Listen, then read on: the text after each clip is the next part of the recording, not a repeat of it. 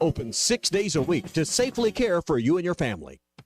Do you need gutters but think they're too expensive or that you need to get the soffit or fascia ready? No worries. Call the Gutter Guy. He does it all. No need to call multiple companies to get the right gutters for your home. Call the Gutter Guy. Quality, low maintenance, leak-free gutters with a 5-year warranty. The Gutter Guy also does vinyl siding and windows. The Gutter Guy. Over 30 years experience. Call 226-1259. Call the Gutter Guy.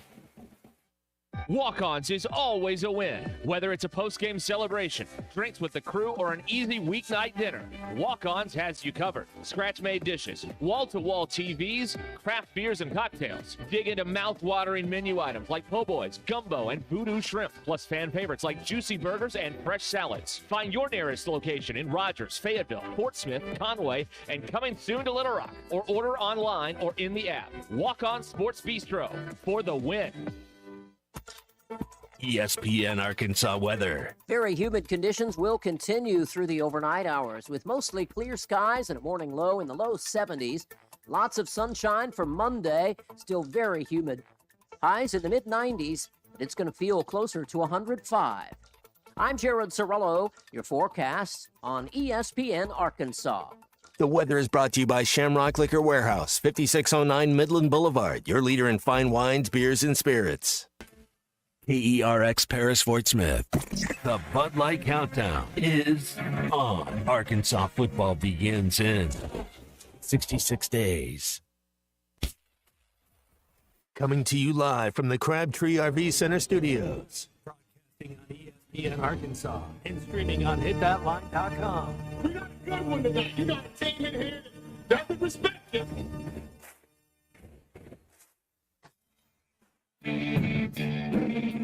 If I'm all right. Why can't they dominate? And we not doing it. We're going to go get one and celebrate on somebody else's field. Well, Matt Jones may take it to the house and the dump. Both said you had very motivational words at halftime. It's halftime with Phil Olson and Matt Jones. From the bottom of my toes to the top of my head. My heart, dog. Let's go, man. I have zero respect for saying no mock at halftime. For one Razorback. It's vintage Matt Jones. 1, 2, 3. Here we go. Right now, let's take the field. Call or text on the McClarty Daniel hotline, 877-377-6963. Now, here's Phil Olson and Matt Jones.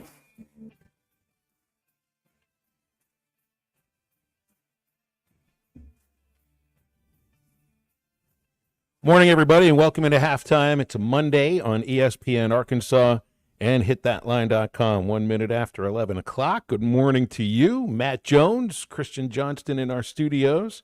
Great to be with you guys today. We have a unique day for sports, do we not?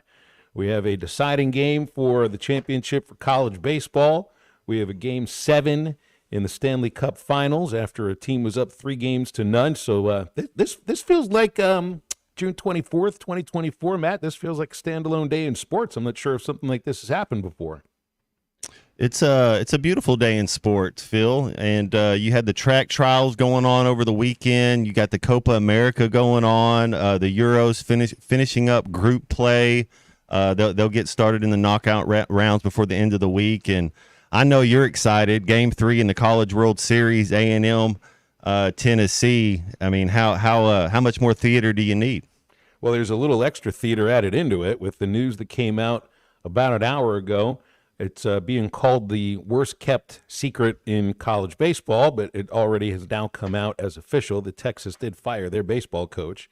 It happened more than a week ago, but now today they've announced it. So part of the theater of this, Matt, is not just who wins the championship, but the thought that Texas is going after either or potentially both of the head coaches that are involved in today's game. They're not going to hire both of them, but they very well may be making a run at both Tony Vitello and or Jim Schlossnagle, amongst some other coaches too. So I don't know if this will be the last game coached by either of these guys. If I were to pick between one of them, I say Vitello probably has already signed an extension at Tennessee, and A&M might have to do the same thing to keep Schlossnagle. So yeah, you asked for more theater. There's just a little added theater into it today for both of these fan bases. Who's the top job? You look at football, and it's kind of Alabama, Georgia, if you want to speak. You look at basketball, Kentucky, Arkansas. I think Florida's in there when you start talking about SEC basketball. Where do you have these three schools? If you were to go Texas A&M, Tennessee, Texas, are they all pretty equal, or is one of them stand above the others? I guess it's a matter of just how you're viewing the history of the programs, because right now, A&M and Tennessee is probably top of the list as far as the across the country in terms of the way that they're perceived by players who are making a choice to where they want to go play, by the idea that they keep pouring money into the baseball program. And A&M's been at a really high level for a while now. This is their second trip to Omaha under Schlossnagle. This is the third time Tony's taken Tennessee to Omaha, and they've only been there for, I think Tony's been there for 7 years. Texas, well, that's kind of like the same thing about like asking, like I compare Texas right now. I don't know if I'd put it at the level of Nebraska football, because Nebraska football now is nowhere near what it was 25 years ago, 20 years ago, or heck, even like 10 or 12 years ago. Like Southern California baseball would be the same idea. They might have the most championships in the history of the sport, but it's been a long time since they were really a major player on the national scale. I would put Texas near the top of the list in jobs in college baseball. It's just now you're taking a program from one conference to another, and as good as the Big 12 has been in baseball, it's not the level that the SEC has been at. So, how do you view it? Do you view it in terms of history, or do you view it in terms of what these programs are doing right now? Because if I'm Tony or if I'm Schlossnagle, I understand Texas might be able to pay more than those two programs potentially, and the rumors are they're planning on making whomever they hire the highest paid coach in college baseball. But, right now I'd view A&M and Tennessee as better jobs. It's just historically they're not. Yeah, I'm with you. I think the way we view these college programs, our mindset has to change a little bit because the landscape's changed so much. And I think the NIL package might have something to do with it. The coaching staffs are going to be, you're in the SEC. I think you're going to get coached well. It starts coming down, and I don't know if we're there yet with baseball, Phil, but I know we are in the other sports. Where it comes down to that dollar figure to see what school I'm going to go to. Mm-hmm. No, the dollar figure is certainly going to be raised, I think, by all three of these schools that are mentioned. And if one of those two aren't hired, well, then you're possibly looking at, potentially. There's no way Van Horn leaves, right? No, I don't. Yeah, there's no way he leaves. No, I think because that would be somebody if Texas is looking at, doesn't Van Horn have another decade left? Like if he wants to, he has another decade left. I think so. I think he's pretty much he'll be able to write his own final chapter of the script at Arkansas. But man, that would be the biggest surprise of the year to me, more so than Cal leaving Kentucky. Not quite the same thing right now. So. I don't know. I feel like I have a sense of the direction that Texas is going. I think they're going to try to hire a sitting SEC coach. But that, it's so funny too. Like remember when all the rumors about Cal coming to Arkansas started coming out? It was the weekend of the Final Four, and Cal was talking. He's been talking for the last couple of months about how he just didn't want that to come out during the Final Four and take the shine away from the teams that were competing for a championship. I don't know who broke the news first about this, or if Texas felt compelled to make the announcement the day of Game 3 of the College World Series finals. But it comes out on the day where the sport is deciding it. So it's the same idea, Matt. It really is. That is kind of like. It's kind of like Kansas announcing they're firing Bill Self the day of the national championship game. Or for some reason, if something happens with Georgia this year in football, we're getting rid of Kirby Smart the day of the national championship game. And then that becomes part of the story. Because programs at that level are going to try to hire who they view as the absolute best in the country. Not somebody who's working their way towards being the best or has built a decent program somewhere in the American Conference or in the Big West. No, they're looking for the best of the best right now. And the team that wins today is going to be the best, but I don't know if that necessarily means they're going to lose their coach. The games have been good, too. They've been good. I didn't get a chance to watch yesterday because I was driving back from Mississippi, dropping my daughter off at her sleepaway camp. So I listened to the entire broadcast from the A&M side. I'd listened to some of Tennessee's broadcast the day before. And it feels like yesterday, Matt, may have been A&M's opportunity to win the series. You know, they got ahead big time of Tennessee on Saturday, and then were able to hold on.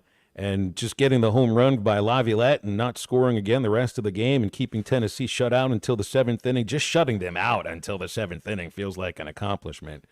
You can't hold Tennessee to just 1 or 2 runs, and it didn't happen yesterday. It took a couple of 2-run homers late. So, you know, I mean, it's different sports. It's different idea of momentum. But when you look at look at the NHL Finals, is there anybody that really thinks that the Panthers are going to win this thing after blowing 3 in a row? And potentially, I mean, they've got to be feeling it right now. It's not like they've lost the series, Matt, but after blowing a 3-0 lead, you got to feel like you've gotten kicked in the you-know-what. And I think for A&M, I think a lot of those guys are thinking yesterday might have been our opportunity. So I remember what it felt like when Arkansas showed up for Game 3 of the Oregon State Finals, and it felt like the day before was the day where you really had the chance and should have won it. And I remember showing up that day at Charles Schwab Field, what was called TD Ameritrade then, and thinking, I don't think they're going to win today. And I usually don't show up like that. I don't know. I'd kind of feel like that if I was Florida and maybe even if I was A&M. Well, in that hockey series, now I watched the first couple games. I'd kind of equate it to when Connor McDavid to LeBron James. When LeBron was down 3-1 to Golden State, at that time, LeBron James was the best player in the NBA, Kevin Durant the second. Right now, Connor McDavid is the best player in this series, and he plays for Edmonton. So if you're going to start saying where it lies in the hands of the best players, for sure, Edmonton has the best player. So, I know I've brought this up before. The one that we all point to, the one time that we've seen it happen in our lives, I guess it might have happened in the NHL, like in '75 in the semifinals. I think it was the Islanders coming back on Pittsburgh when down 3-0. But I've told you about this. I was at Game 7, Yankee Stadium, American League Championship Series, Game 2004, Boston, New York. And it's got to feel like the same thing. Even though that game was played in New York, in the Bronx, at Yankee Stadium, and the Yanks did everything they possibly could to try to use their history. I mean, they had Yogi Berra throw out the ceremonial first pitch. You do not lose games when the iconic Yogi Berra throws out the ceremonial first pitch. But it matters more who's pitching in that game, and Kevin Brown got knocked around like a rag doll, and it was over before the 3rd inning. I think a lot of fans showed up that day at Yankee Stadium not expecting a blowout, but expecting a loss because they'd blown a 3-0 lead. It's going to have to feel like that for those Panthers fans when they show up inside their arena today. I don't know if it's quite the same for the Texas A&M fans because blowing a 1-0 series lead is a heck of a lot different than blowing a 3-0 lead. You mean he got slapped like he was talking about Jaded Pickett-Smith? Yeah, that's exactly right. They made him like it, huh? But there was more than one slap in that case. Johnny Damon had a couple of uppercuts to him, including a grand slam that basically put it out of reach. Is he the most overrated player in baseball? Johnny Damon. I mean, because like I like Johnny Damon. I'm not saying anything bad, but like seriously, is he on anybody's list of like best center fields, best leadoff hitters? Like, I don't think so. Yeah, maybe for like a 2-year period. I know in his mind he thinks he is. I know in his. You ask Johnny Damon, he thinks he's a top tenner, but yeah. Well, look, when you have that kind of hair and you are that good looking, and then you're part of a team that wins a championship after not winning one for 94 years in that city. Makes sense. Yeah, they're gonna make T-shirts out of you that refer to you essentially as Jesus. But you're right. I wouldn't put him on that list at all. But he was the best player in that game. Yeah. He had some big moments. And that stadium emptied out by the time the 6th inning came around. I think I told you guys the story of the Red Sox fan that was taking out 94 years of frustration on every Yankee fan around him with his mouth, and then had a beer poured on his head by about the 7th inning, which is probably the most entertaining thing for Yankee fans throughout that entire day. It's going to be fun today on a halftime on Monday. Here's what we got going on for you. We'll talk with 2 guests and lots of times for you to get in on the McLarty Daniel hotline and talk with us about anything you want to get in on. We are also 66 days up until Arkansas football, so any questions on the football team, any topic of conversation you want to hit on, we can hit on that as well at 877-377 6963. Connor O'Gara coming up at 1:15. We'll hit on the College World Series with him and a few things around college football. Mike Irwin from Pig Trail Nation in about an hour. And just you and us for the rest of this first hour on Halftime. We'll be back after a very quick break. This is Halftime. Wound Wrap is your #1 resource for all things diabetes. It's now available on the Hit That Line podcast network. Well, for anybody who's got a lower extremity wound of any kind, whether it's foot or even just lower limb, we have to have blood flow. Diabetic control is important, but nothing replaces having blood flow. So that's the first thing I look at. Just search Hit That Line wherever you listen to podcasts and find it on hitthatline.com. Wound Wrap with Dr. Doug Friesen. Drive a compact SUV that has more style, power, and technology with the 2023 Buick Envision at Harry Robinson Buick GMC. Right now, get financing as low as 0.9% for 36 months with approved credit and $3,500 in factory discount. The Buick Envision. It's all about you and designed to inspire. Experience the new Buick at Harry Robinson Buick GMC. Exit 11 off of I-540 in Fort Smith. Summer camp, vacation, travel baseball, repeat. Family reunion, lake time, I'm beat. A parent in the summertime is a glorified chauffeur, but if you find yourself in a fender bender, you'll need a good lawyer. I'm Jackie Mock. With 12 years of experience in insurance and car wreck cases, I can help get you back on the road for more summer fun. Mock Legal Solutions, real advice, reasonable price. Now we will share a lifetime of the fondest memories. Are you tired of the overcrowded fitness centers? Would you like a fitness option where you can actually work out? Then let's hang out. The Hangout is Fort Smith's newest fitness facility. It has an 8,000 square foot gym, indoor tennis, pickleball, and basketball with more sports coming soon. The Hangout offers group and individual training in the gym and boasts 3 active tennis pros to help you grow your game. Stop in today at 5400 Gary Street or thehangoutfs.com for more information. Be a part of something different. Fitness, sports, and more. Let's hang out. It seems like everything is more expensive this year, but replacing your AC doesn't have to be. If you need to replace your AC this summer, before you commit, price check with Paschal. You can save money and use the professionals to replace your system. Enjoy the peace of mind knowing you chose the best option for your home. Visit gopaschal.com and with just a few clicks, see how much you can save with the Paschal price check. Paschal Air, Plumbing, and Electric.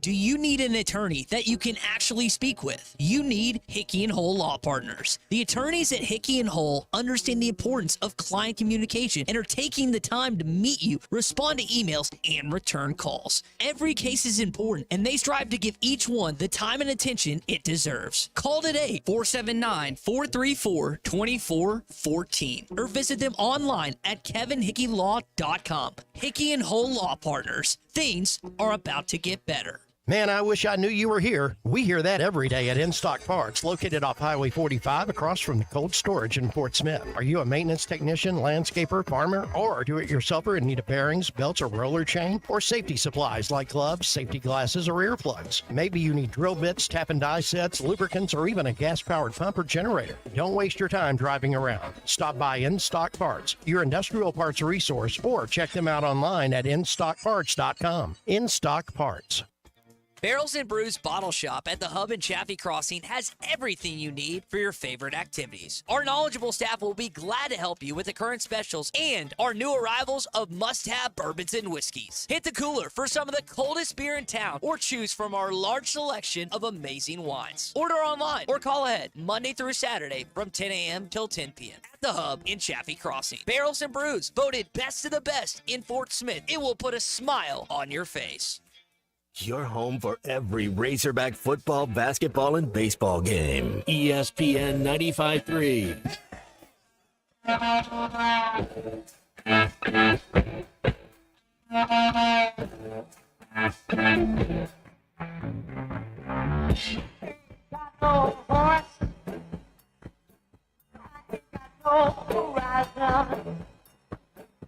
Just a scar on my eye.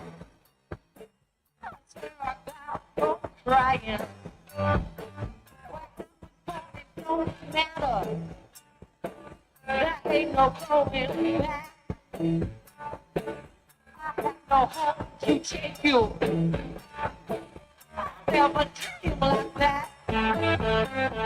Find halftime on 99.5 in Northwest Arkansas, 95.3 in Fort Smith in the River Valley, 96.3 in Hot Springs in Central Arkansas, 104.3 in Harrison and Mountain Home, and everywhere on hitthatline.com. Join the conversation. Call or text ESPN Arkansas on the McClarty Daniel hotline, 877-377-6963. Now back to the hosts. Here's Phil Elson and Matt Jones. My gosh, to me it looks like, holy cow, this is something else. Indiana State hired Justin Hare as the new baseball coach. He had been the coach at Campbell University for a while. He's also got a connection to Arkansas because he worked as a coach at Ouachita for 3 years, about, 15, 17 years ago. Pardon me, he's been hired by Ohio State, not Indiana State, different state, not close, not far away. Looks like almost the entire team's entered the transfer portal today, Matt. Like everybody. 23 entries from Campbell have entered the transfer portal over the last 6 or 7 days or so since this guy was took over. Campbell is looking. Remember how John Calipari said at his introduction, I met with the team today, and everybody laughed because we all knew there was no team. There was Blake Lawson, and that was it, or Lawson Blake, and that was it. Whoever Campbell hires will have pretty much the same meeting whenever he takes the job and goes into the locker room and realizes there's a lot of empty lockers. It's a reality in college sports, though, so it's not the first, it's not the last time this happens. All right, so games 1 and 2, good baseball games, and just the fact that A&M is able to hold Tennessee down offensively as much as they have for these 2 games, but there's something about today that just hits me where I feel like Tennessee can kind of get out on it a little bit. Should A&M have gone to Evan Aschenbach in the 7th inning yesterday? They had him warming up. He threw, I think he got 8 outs in their Saturday win. They had him warming up, so I think the plan was to get him the ball in the 8th inning, and it might have been a little too much to ask him to get 8 outs or 9 outs again, but they get the lead in the 7th inning. I think A&M will end up going to Aschenbach, their top reliever. Shouldn't be any reason why they won't. And then another aspect, too, is how early will Tony Vitello get a warning? I think he got a warning yesterday, Matt, 3 pitches into the game. Tone setter. Remember, it was last week, Chuck had come on, and he gave Tony credit for the check swing that kept Tennessee alive against Florida State, because Tony was baiting the umpire all game long. Well, it's got to start somewhere, and it looked like it started before the game, and and then I think he came out of the dugout 3 pitches in when there was an obvious ball off the plate called by Scott Klein. We've seen Klein umpire a lot of games in the SEC. I've seen him for a few years, and I think I remember seeing him in the Texas League. He had a little bit of, I wouldn't say like a tighter strike zone. He just doesn't give pitches off the plate too often. And Tony wanted one yesterday that was off the plate, and he comes up the dugout stairs, picks up some dirt, throws it, and shouts and gets warned. And look, I like Tony a lot. I love listening to him, and he's really not a hothead off the field. But my gosh, during the game, he can be a real hothead, and he's lucky he doesn't get thrown out of the game early. You can't let that happen, too. So I do wonder, how early will Tony get a warning today? Because it feels to me with everything on the line, there's going to be one coming. Do they use the same crew for the whole series as far as umpires? I know you rotate, so you don't have the same guy behind the plate each game. But who's behind the plate tonight? You know, is that gonna matter a lot? Well, I mean, obviously it matters, but I mean, it's nobody. The person behind the plate tonight wasn't behind the plate in the first 2 games. Right. I would assume. See, in the finals, you're using 6 umpires because it's like in the World Series too. You got guys down each outfield line. So I'm assuming that it's always the guy who's at first base that would come back and umpire behind the plate the next day. I'm just assuming that's the same idea. I don't know who it's going to be today, but I can look at it, and if he's got a name I recognize, maybe I'll have an idea of what kind of strike zone that he had, but can't find exactly who it is just yet. But that's going to be part of it. That's always going to be part of it. Whoever the umpires are is always going to be part of it. And Clyde's got a bit of a tight strike zone, but it's also entertaining watching Tony blow up like that. I have thought to myself, I remember seeing him coach third base at Arkansas, and I don't know how he didn't get thrown out of multiple games as the third base coach at Arkansas. But I also think that some athletes, I think they appreciate that fieriness, and they certainly do. I don't know if this Tennessee team is quite like, the team that made all the headlines a couple of years ago, was flipping birds as they went around the bases. I know I saw Christian Moore kind of going at the A&M pitcher a little bit because he threw him a slider on 3-0, and that's a little bit of that chest pounding. But I think obviously it doesn't bother players because they want to go play for Tony. And Dave's fiery too, man. It's just, I've seen Dave get fired up about pitches outside. I've seen him come up this stairway, just usually not 3 pitches into the game. That's the part that stood out a little bit. Anybody watch the umpire cam broadcast? I put it on a little bit. This is one of the things I do like about Super Bowls, finals, championship series, that kind of thing. You get alternate ways to watch the game, and we're so trained to watch the game from the center field camera that it's like when you watch the Rickwood game the other day on Fox, they teleported you back to what a 1954 broadcast would have looked like, and you didn't have the center field camera. You basically had the home high camera and the third base camera, and I think that was it. Maybe a first base camera, that's it. So it felt weird, but that's the way everybody watched games back then. Like trying to watch the umpire cam, Matt, because the head's always moving, so the camera's always moving. It made me just, I don't say like nauseous, but it made me at least appreciate the idea that when the camera is stationary and my eyes aren't bobbing and weaving all over the place. So I do like to see the umpire cam replay, but I can't watch a whole game like that. That's a little bit too much. Like they'll do those drone cams, or they'll have the wires up at the college at the the national championship game. I like to be able to see. I mean, I like the all 22. If that would be my preference to watch an NFL game, but I guess nobody wants it that way. I was going to ask. I think there's some people would want to watch a game like that. That's what I'm getting at. I want to see what's going on. I don't need it so tight where all I can see is the pitcher and the batter. I want to see the jump that the right fielder gets if it's the ball's hit that way, or the short. I want to see that first step as one of the shortstop or whatever you see, instead of them cutting to it or following the ball.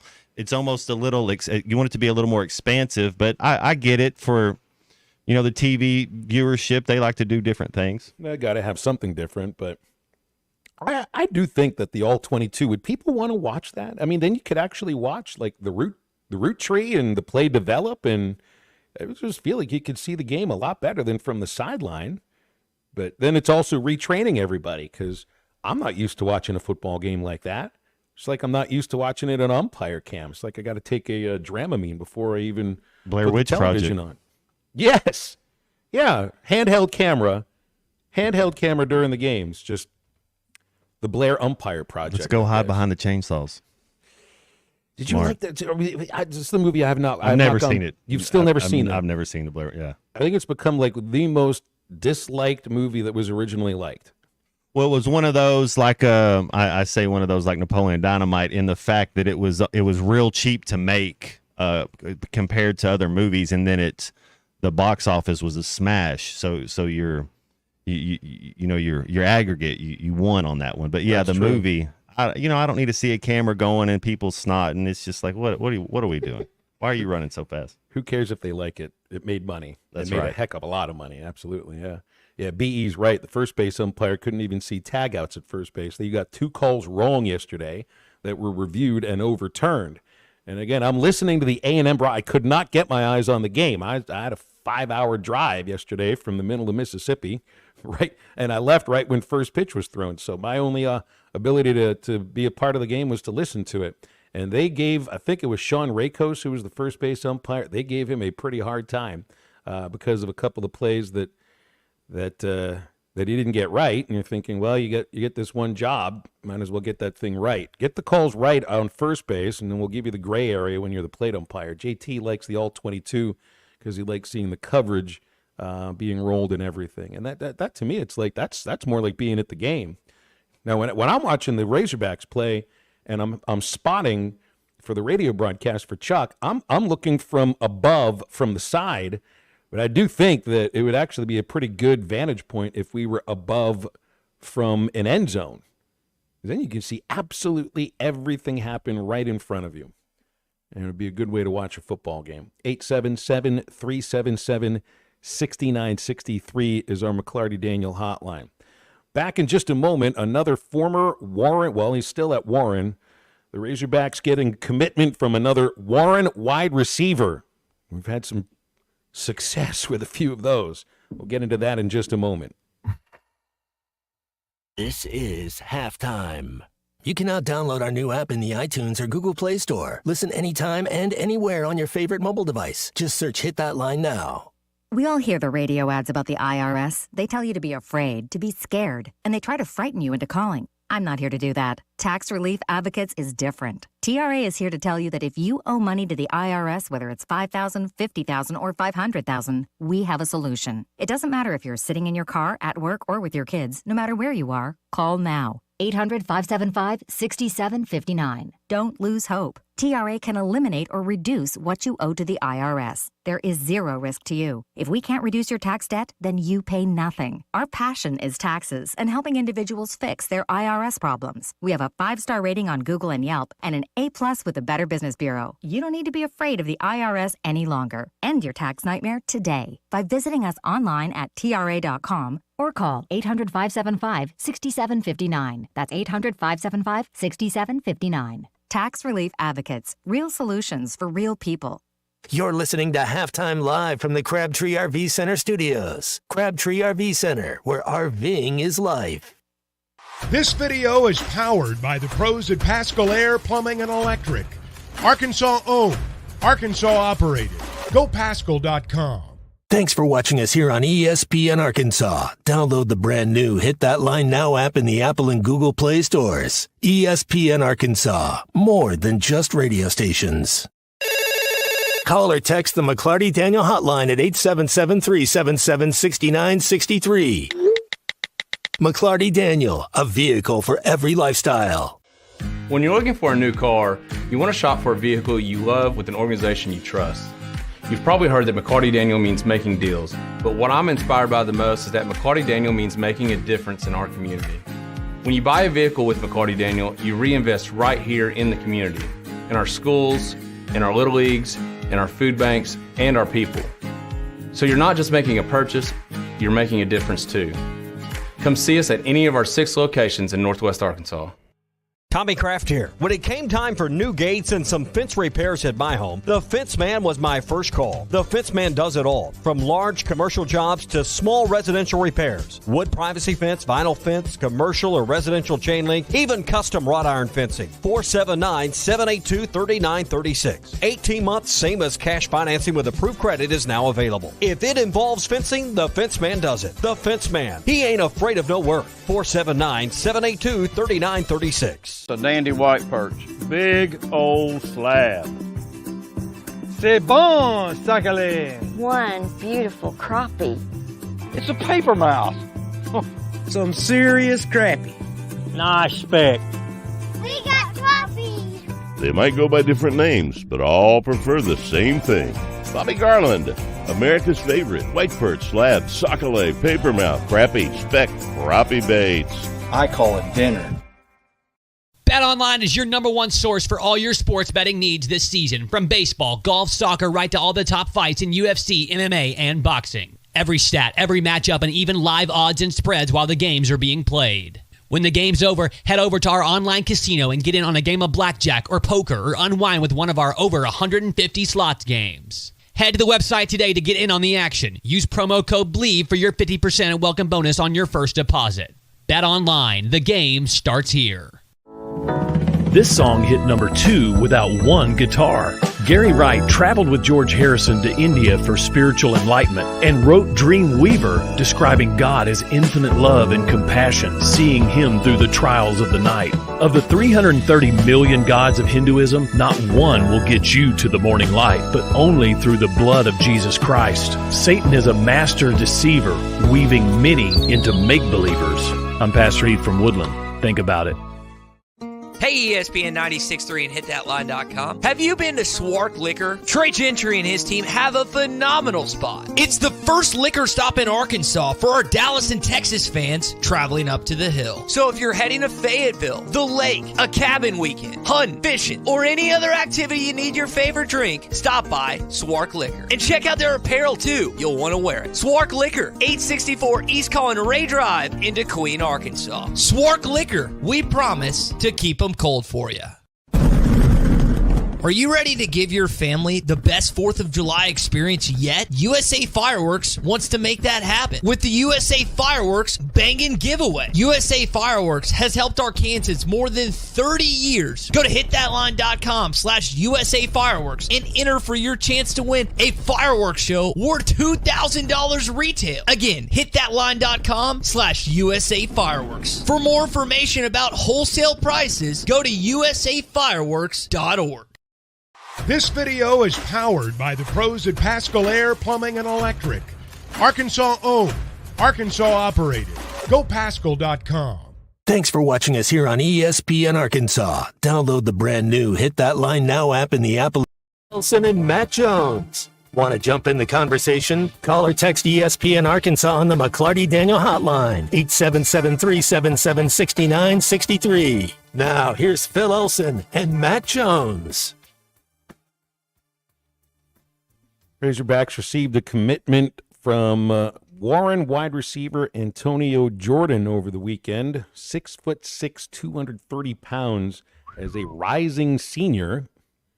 I don't know how many folks had heard of him through the recruiting services because I was reading Otis Kirk about him. He says there's no huddle, hasn't been a guy attending like all the camps.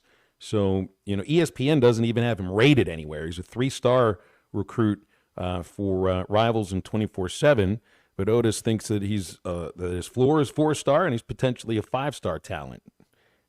So here's a kid that obviously, it's like I'm not going to say he doesn't care about recruiting or anything because he was being recruited heavily by some other big-time schools, but he chooses Arkansas, and in RD's column talking about a bond that he's got with Sam Pittman, and he loves Arkansas, and you already have success coming from the tiny little town of Warren from this specific position. So hopefully it's another good get, and we'll find out in more than a year. I like it. If you're good enough, they'll find you. 6'6", 230 as a rising senior, and that's getting it. I think I was 6'6", 195 as a senior in high school. So yeah, he's got some weight on him. What'd you get to eventually at Arkansas weight wise? 238 by my senior year is what I played at. So it's about proportionate. But the thing is, does the kid play other sports? What's his 40? What's his vertical? Does he catch the ball natural? There's still some things you want to check. You want to look and see what he does, and apparently he does. But you still want to get your eyes on it.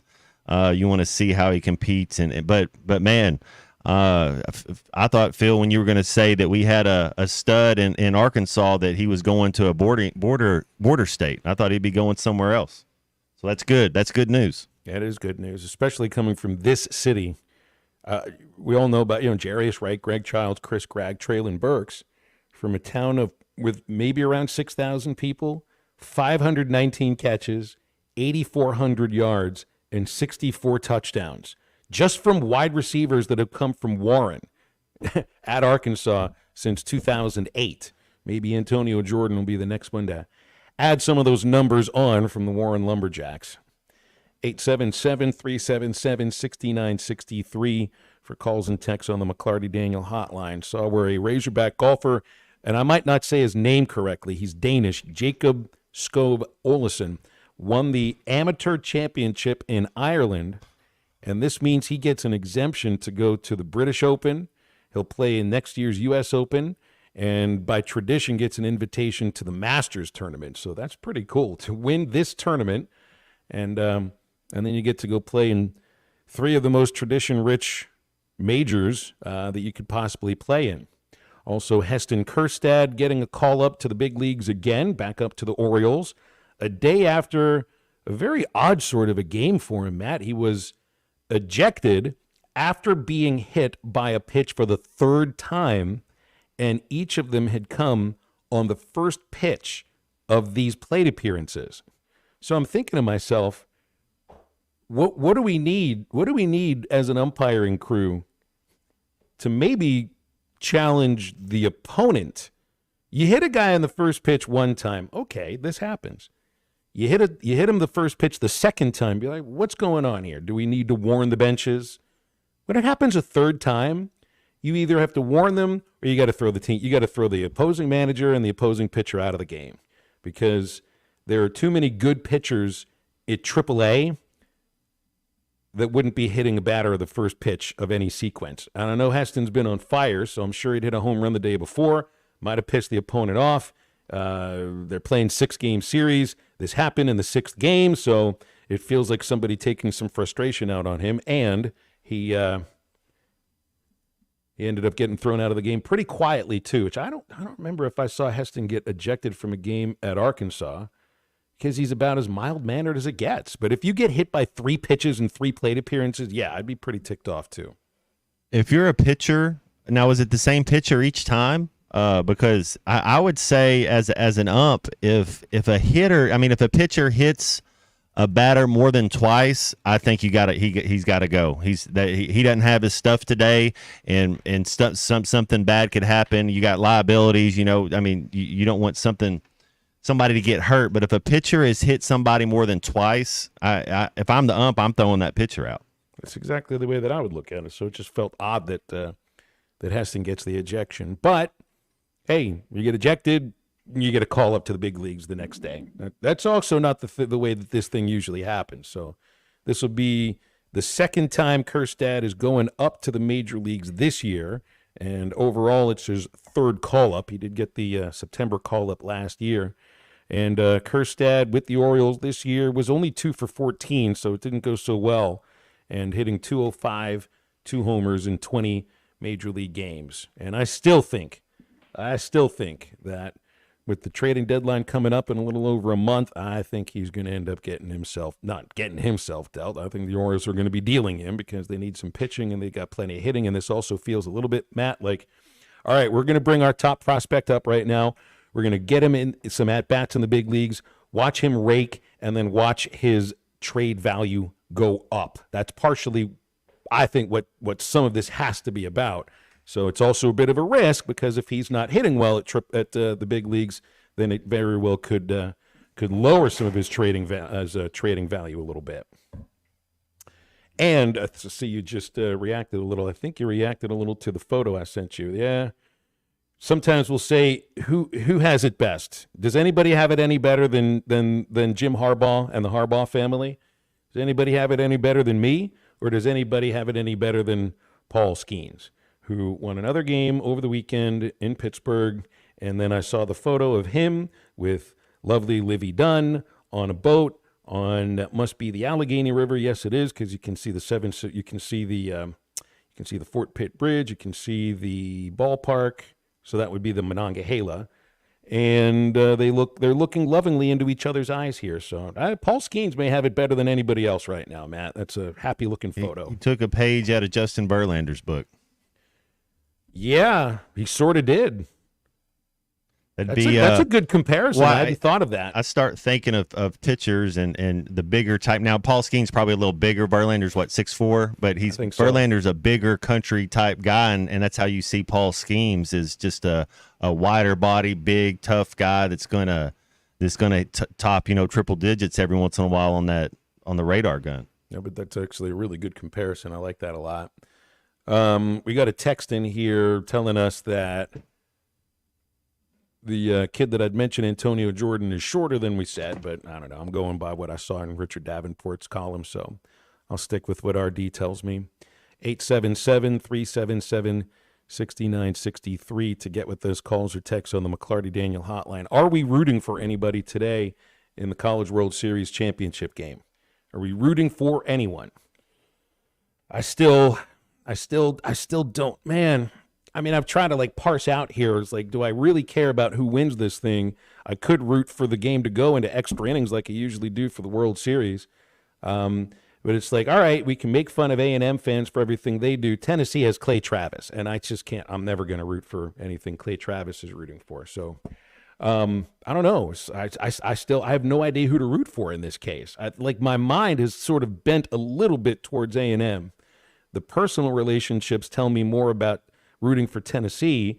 But again, this is where I've been stuck really since the College World Series started. That's why I was rooting for somebody that's not in the SEC to make it to this final, so that you'd actually have somebody to root for instead of rooting against, because you can't root against both teams. It doesn't work that way. And I really do. I feel bad for fans who won't watch because it's two of their more hated rivals, because this is a good series. I refuse to watch the Super Bowl with San Diego and San Francisco because I just knew it was going to be a dud of a game. And it was. I mean, it was an amazing performance by Steve Young and Jerry Rice and the Niners, but it wasn't really something that was worth watching, and that's why I didn't watch. I didn't feel it was worth watching because it would be a crappy game, and it was.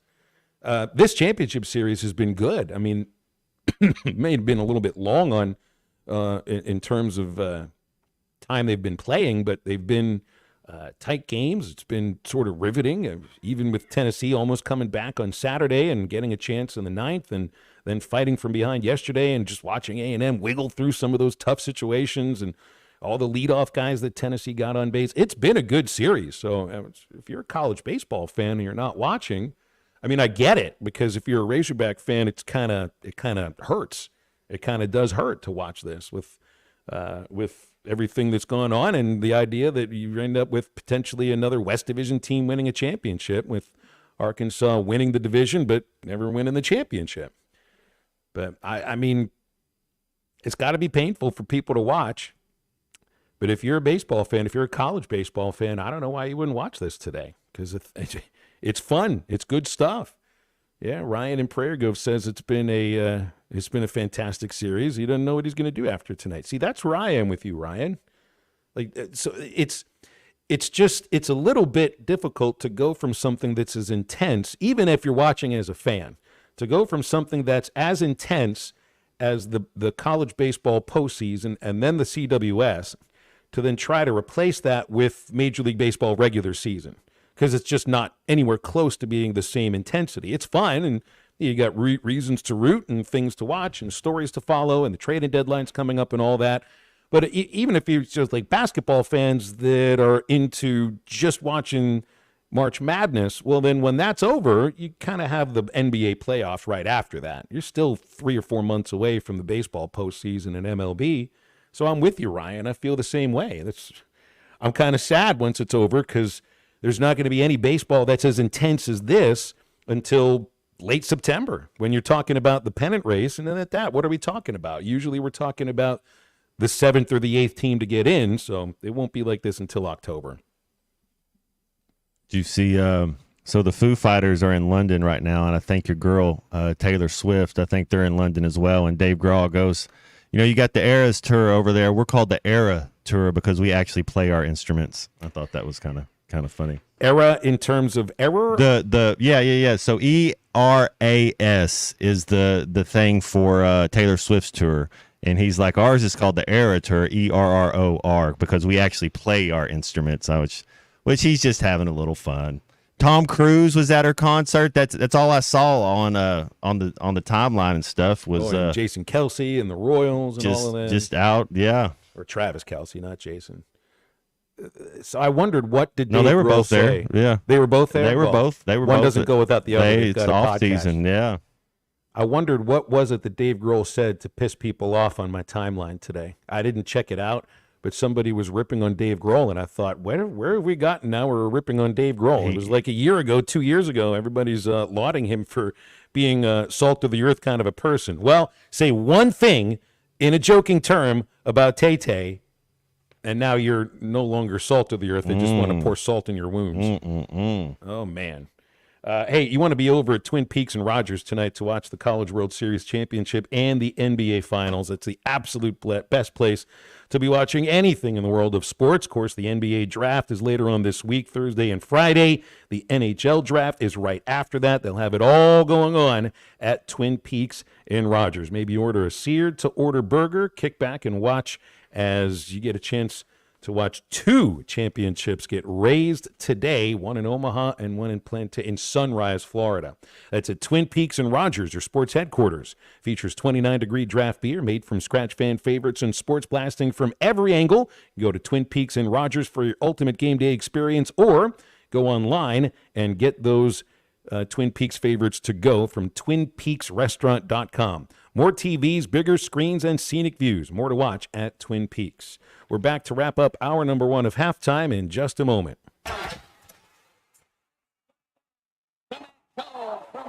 This is halftime.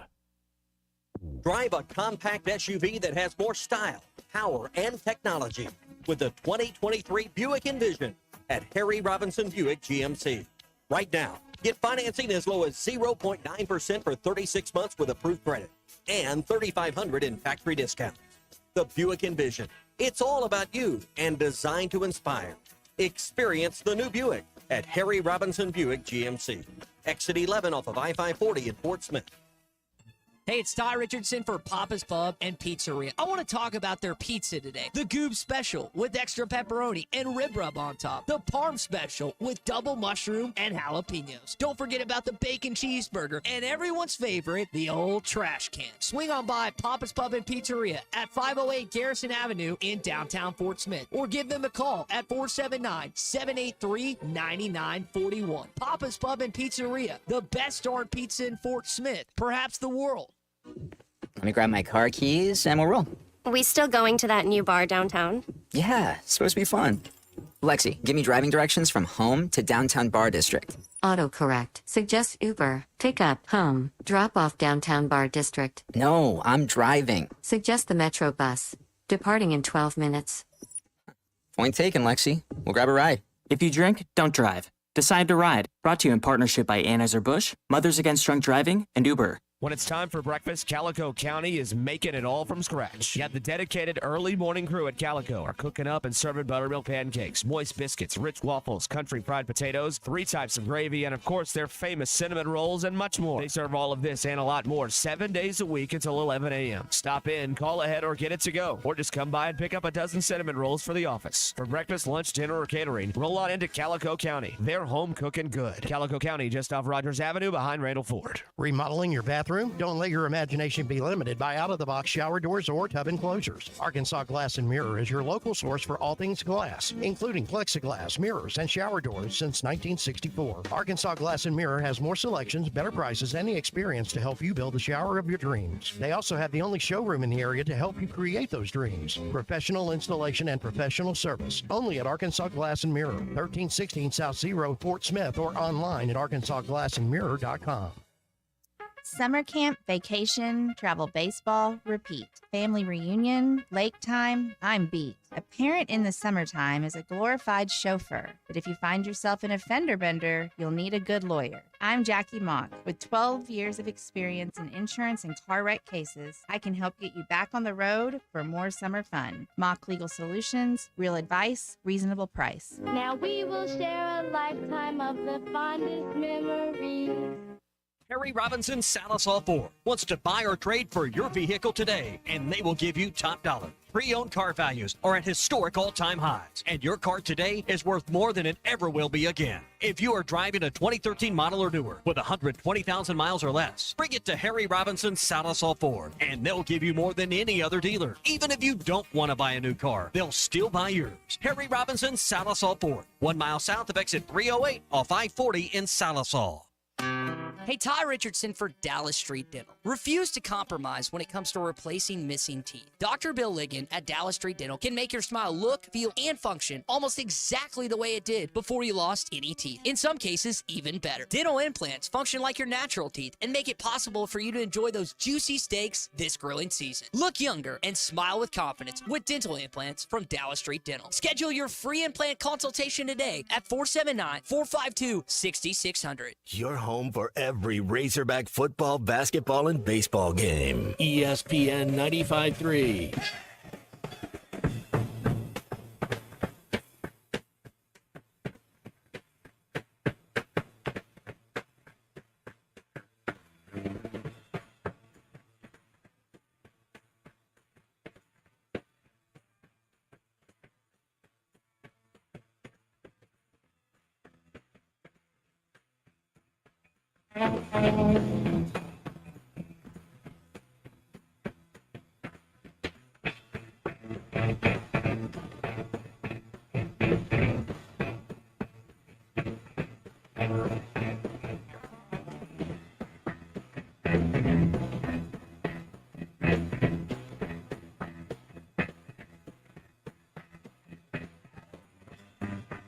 Make sure to follow Halftime on Twitter at HitThatLineAR and on Facebook and Instagram at HitThatLine. Call or text ESPN Arkansas on the McClarty Daniel Hotline, 877-377-6963. Now back to Halftime with Phil Elson and Matt Jones. Kristen was assigned Train Spotting, starring Ewan McGregor from the late 90s for halftime homework over the weekend. Christian was, let's see, I'll ask you if you watch the movie by asking this question. Did you launder your sheets once you were done watching the movie? No, that was pretty gross. That was gross, man. I think that actually qualifies as one of the most disgusting scenes that I've ever seen, maybe in movie history. You know, it's kind of up there with The Exorcist and the little lady spinning her head backwards and puking up the split pea soup. Maybe that's got to be an assignment for you at some point. What'd you think of Train Spotting? Tell me about it. Interesting movie. Some funny moments, some disgusting moments. There was another one with the toilet scene where he like dives down into the toilet, and that was a disgusting bathroom. Made you want to go to Ireland? Oh yeah, totally, man. That made you want to try heroin a few times, right? Yeah, absolutely. Great idea. It's cool to see Ewan McGregor in that role because he's a baby face. I've only known him from Star Wars, and that's it.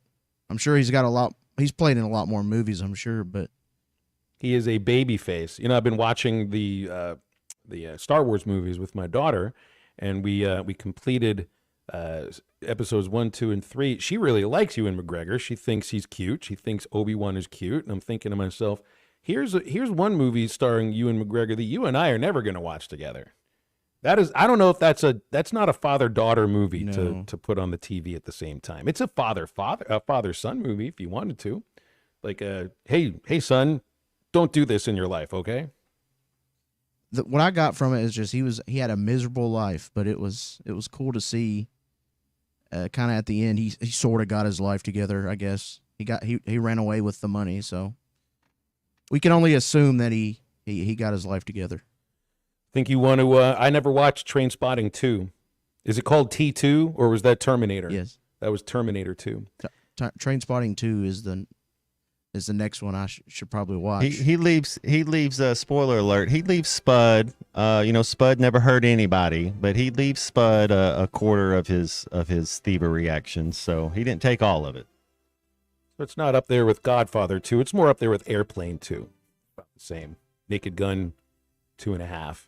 877-377-6963 for calls and texts on a McClarty Daniel hotline. We'll get into the second hour in a moment. We'll have Mike Irwin from Pig Trail Nation at 12:15, and right back after this.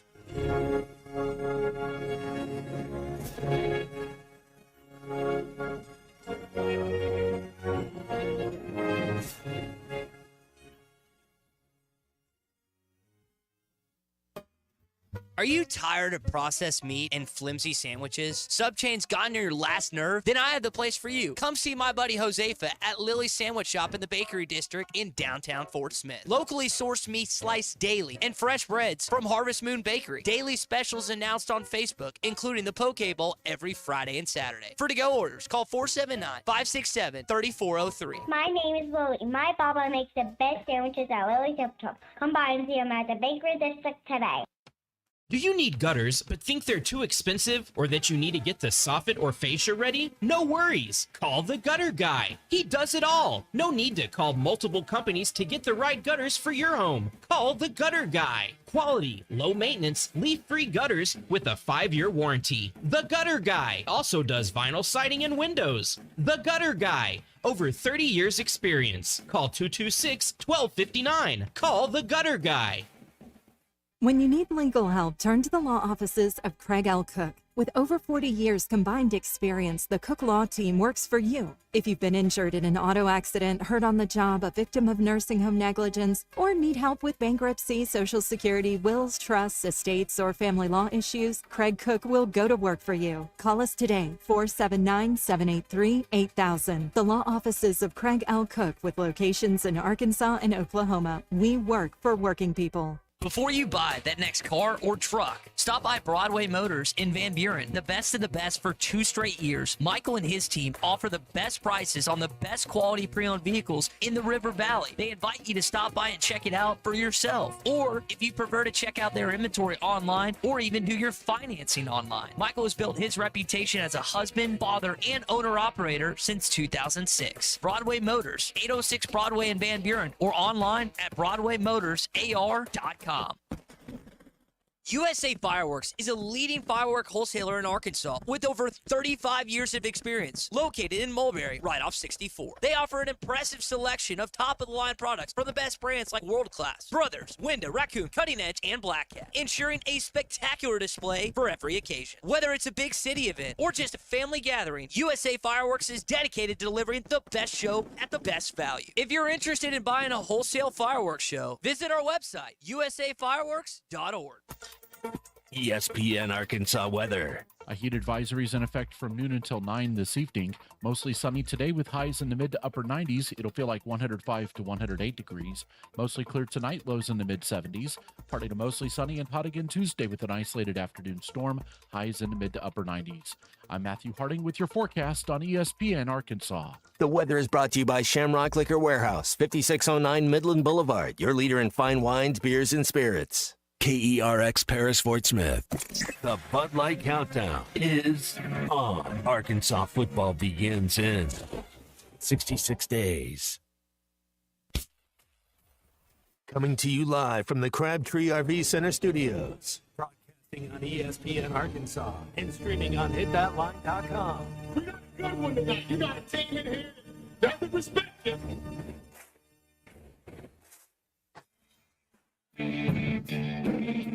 If I'm all right. Why can't they dominate? And we not doing it. We're gonna go get one and celebrate on somebody else's field. Well, Matt Jones may take it to the house.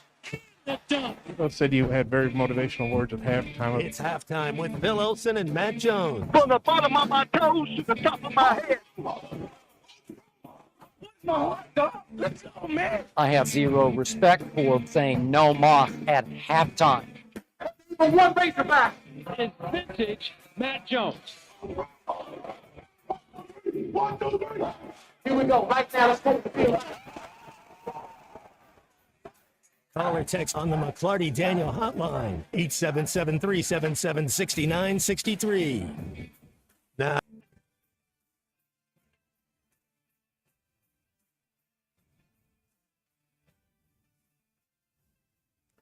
welcome back into our second hour, halftime, 1 minute after 12 noon on ESPN Arkansas and hitthatline.com. Phil Elson with Matt Jones. The C Unit, Christian Johnston, is producing. We got an open segment here, so you can get in with us at 877-377-6963. Mike Irwin from Pig Trail Nation, about 15 minutes. And 66 days, Matt, until Arkansas football. So when I think 66, I think two things. Route 66, all the way from Chicago to L.A. in the song. And maybe my favorite athlete growing up, Mario Lemieux, star for the Pittsburgh Penguins. Yep, that was my man. That was everybody's man in Pittsburgh growing up. Still is. It's, I don't know. He's not the owner of the team any longer because sold his interest, but probably the most influential athlete in the city that I grew up.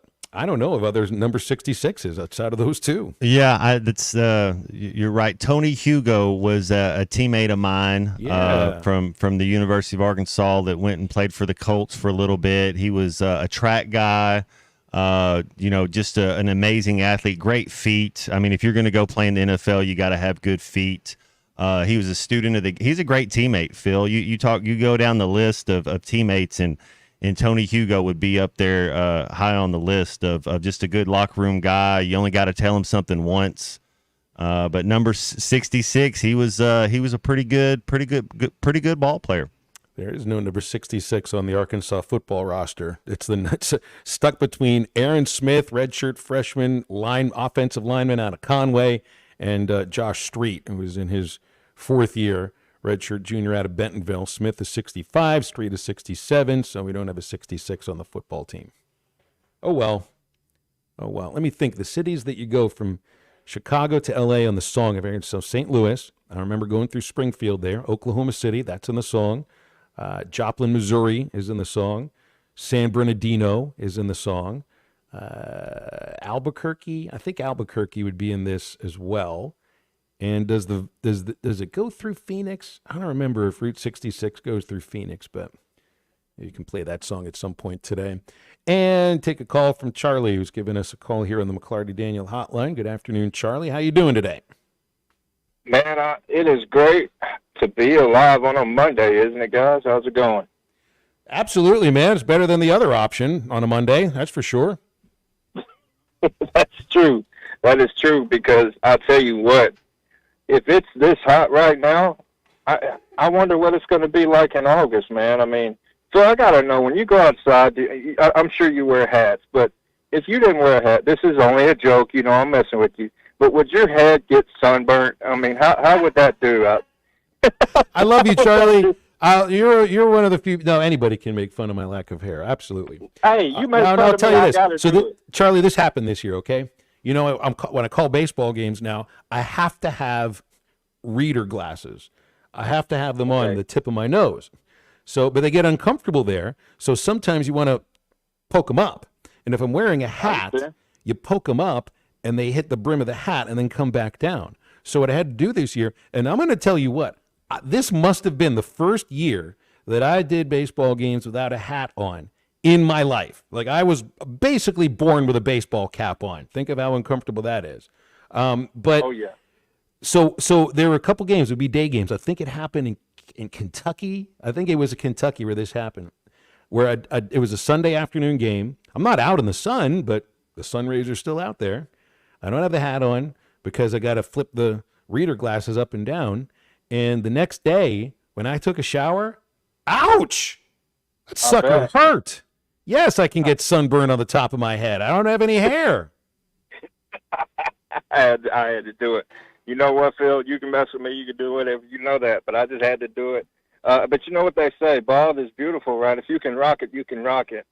I don't know if I could rock it because I have such a gigantic head that I don't know if it would fit me to rock a bald head. So I just want to point that out there. Let me say this, Charlie, okay? Matt pulls it off better than I do. He pulls it off better than me. I'm going to give him that Jones, compliment, though, amongst others.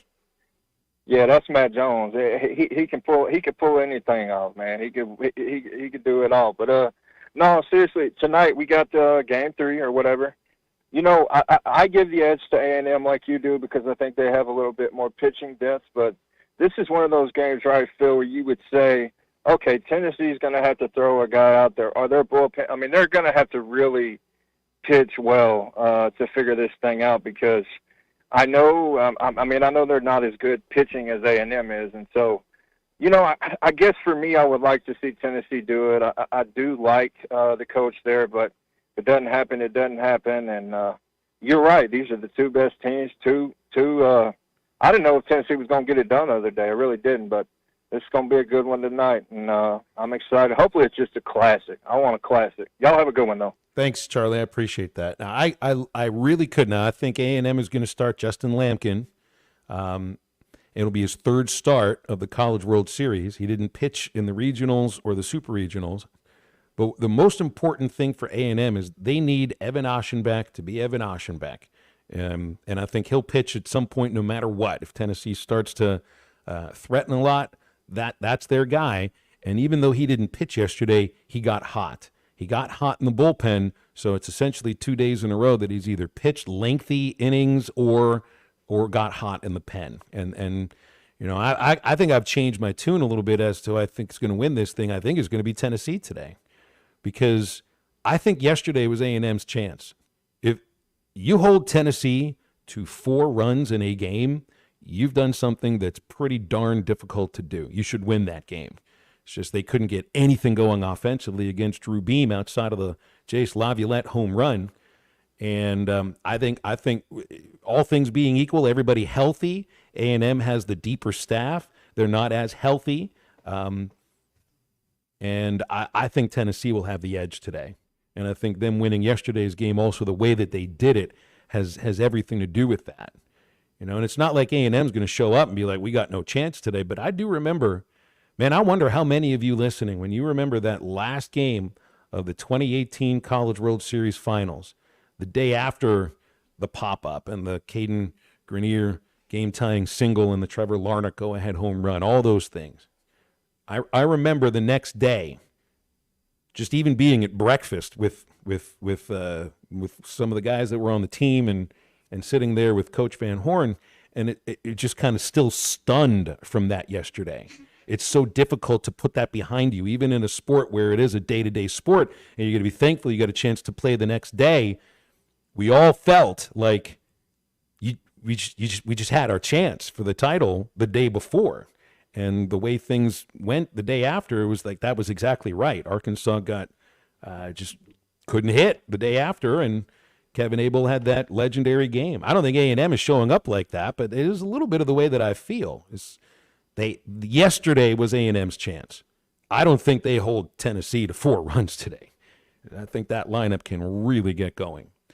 Brent in Searcy is next. Hey, Brent, God bless you. How you doing?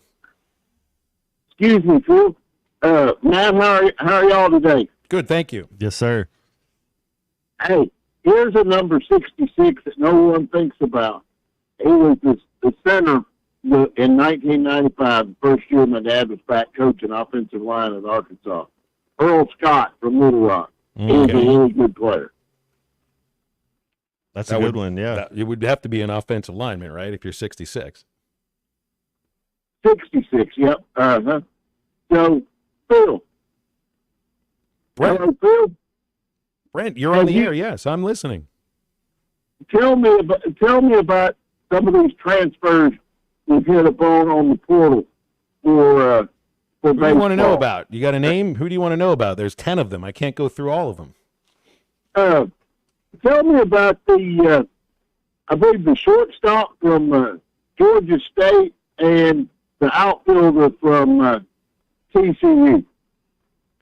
Okay, the outfielder is Logan Maxwell from TCU, and it looks like he's a guy with a really great idea of the strike zone, a little bit of speed, bat on ball kind of a guy. This is the kind of hitter that I see a lot of people asking for when, I saw, highlights from the Cape Cod League yesterday, Vahiva Aloy homered again, or might have hit 2 home runs, and it's 2 days in a row. And then there are the comments down below, be like, I don't care about home runs. I want somebody that it can knock a guy in from second base. This is your guy to do that, Logan Maxwell.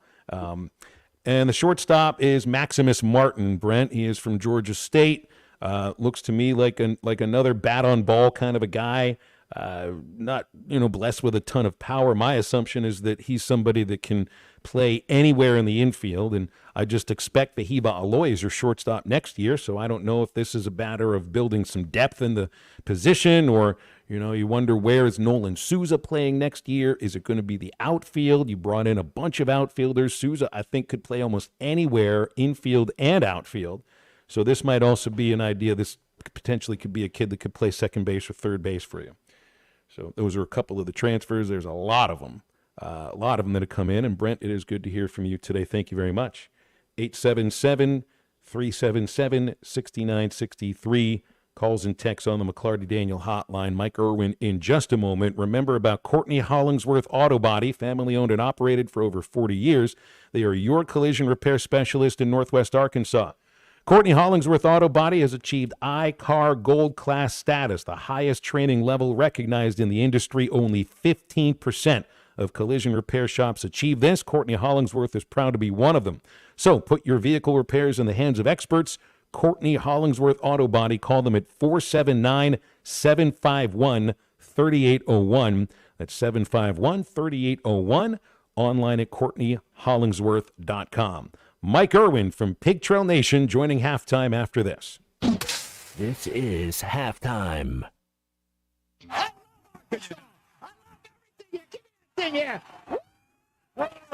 your home for every Razorback football game. College to midfield, the 40, the 30, College at the 20, to the 10, to the 5, to the pylon. Touchdown, Arkansas! As you can tell, this means a lot, Only on ESPN 95.3.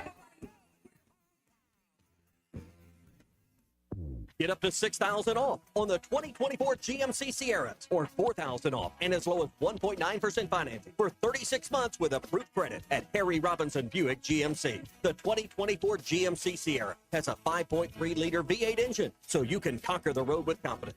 Up to $6,000 off, or $4,000 in discounts and as low as 1.9% financing. Harry Robinson Buick GMC. We are professional grade. Exit 11 off of I-540 in Fort Smith. There's more to a tractor than just horsepower. A tractor also needs weight to get that horsepower to the ground. With TYM, a heavier tractor comes standard. Many of the TYM models weigh more for the horsepower than comparable tractors from the big names, and tractors that weigh more do more. See Bush Tractor at their new location at 6100 South Zero in Fort Smith, or log on to bushtractor.com to see how they can upgrade your productivity. Riley Farm Dental, at the entrance to Riley Farms, provides every type of dental care and procedure for you and your family, from general dentistry, braces, implants, and cosmetics. Dr. Sparkman, Davis, and Farmer give all of their patients better lives with a better smile, more confident, and a comfortable experience every time. Riley Farm Dental, 5901 Riley Park Drive, Suite A, at the entrance to Riley Farms. Now offering same-day crowns. Call 226-3500 for an appointment or visit RileyFarmDental.com. Summertime in Arkansas means pond and creek fishing, and nothing catches bass and bluegill in a pond like a Rebel Crickhopper. You can twitch it, pop it, walk it, and swim it. It's the ultralight fishing lure that looks and acts like a real grasshopper. The Crickhopper works great in tandem with light spinning rods and reels with 4 or 6 pound fishing line. Available at Walmart, Bass Pro Shops, Academy, LureNet.com, and tackle shops everywhere. The Rebel Crickhopper. The Wave Rural Connect Shoal Creek Zone is open. Fast fiber internet, TV, and home phone available. This covers Midway, New Blaine, Scranton, Delaware, and other areas. Even if this isn't your zone, check your address. We might be available for you. Get your whole home solution. Internet, TV, and phone from a local provider. Go to signup.waveruralconnect.com or call 1-833-492-8372. Arkansas Valley Electric and Wave Rural Connect, changing the communities we serve.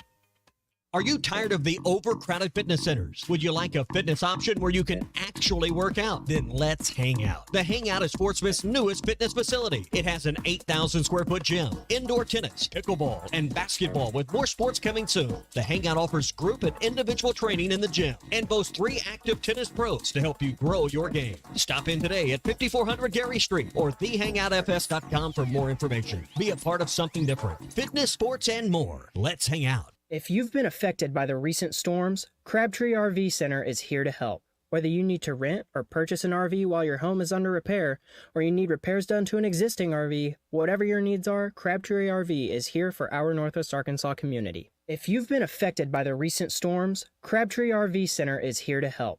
Whether you need to rent or purchase an RV while your home is under repair, or you need repairs done to an existing RV, whatever your needs are, Crabtree RV is here for our Northwest Arkansas community. Your home for every Razorback football, basketball, and baseball game. ESPN 95.3.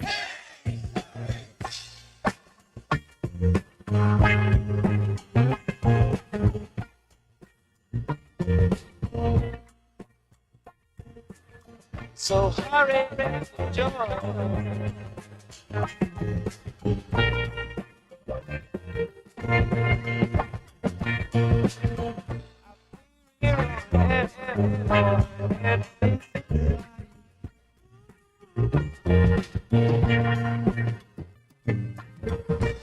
So stand back and wait time.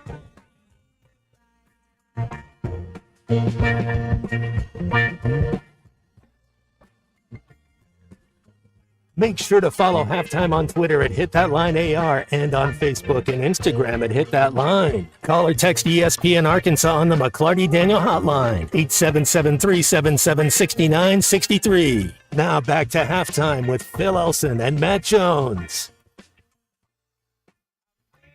All guests join us on the McLarty Daniel hotline. Get a great deal at any of McLarty Daniel's 6 locations in Springdale or Bentonville. You can also go to McLartyDaniel.com. Joined by Mike Irwin from Pig Trail Nation on a Monday afternoon. Hey, Mike, how's your weekend? Watching College World Series, right? I mean, Arkansas is out of it, but it's the big thing going on. And the big story this morning is Texas did it. They fired their head coach. And now everybody looks at this game tonight. And I've been reading a lot of this stuff from a Longhorn perspective, and they're definitely pulling for Tennessee tonight because they think they're going to get their head coach. And they don't want him to lose to the Aggies, and then the Aggies would have a national championship.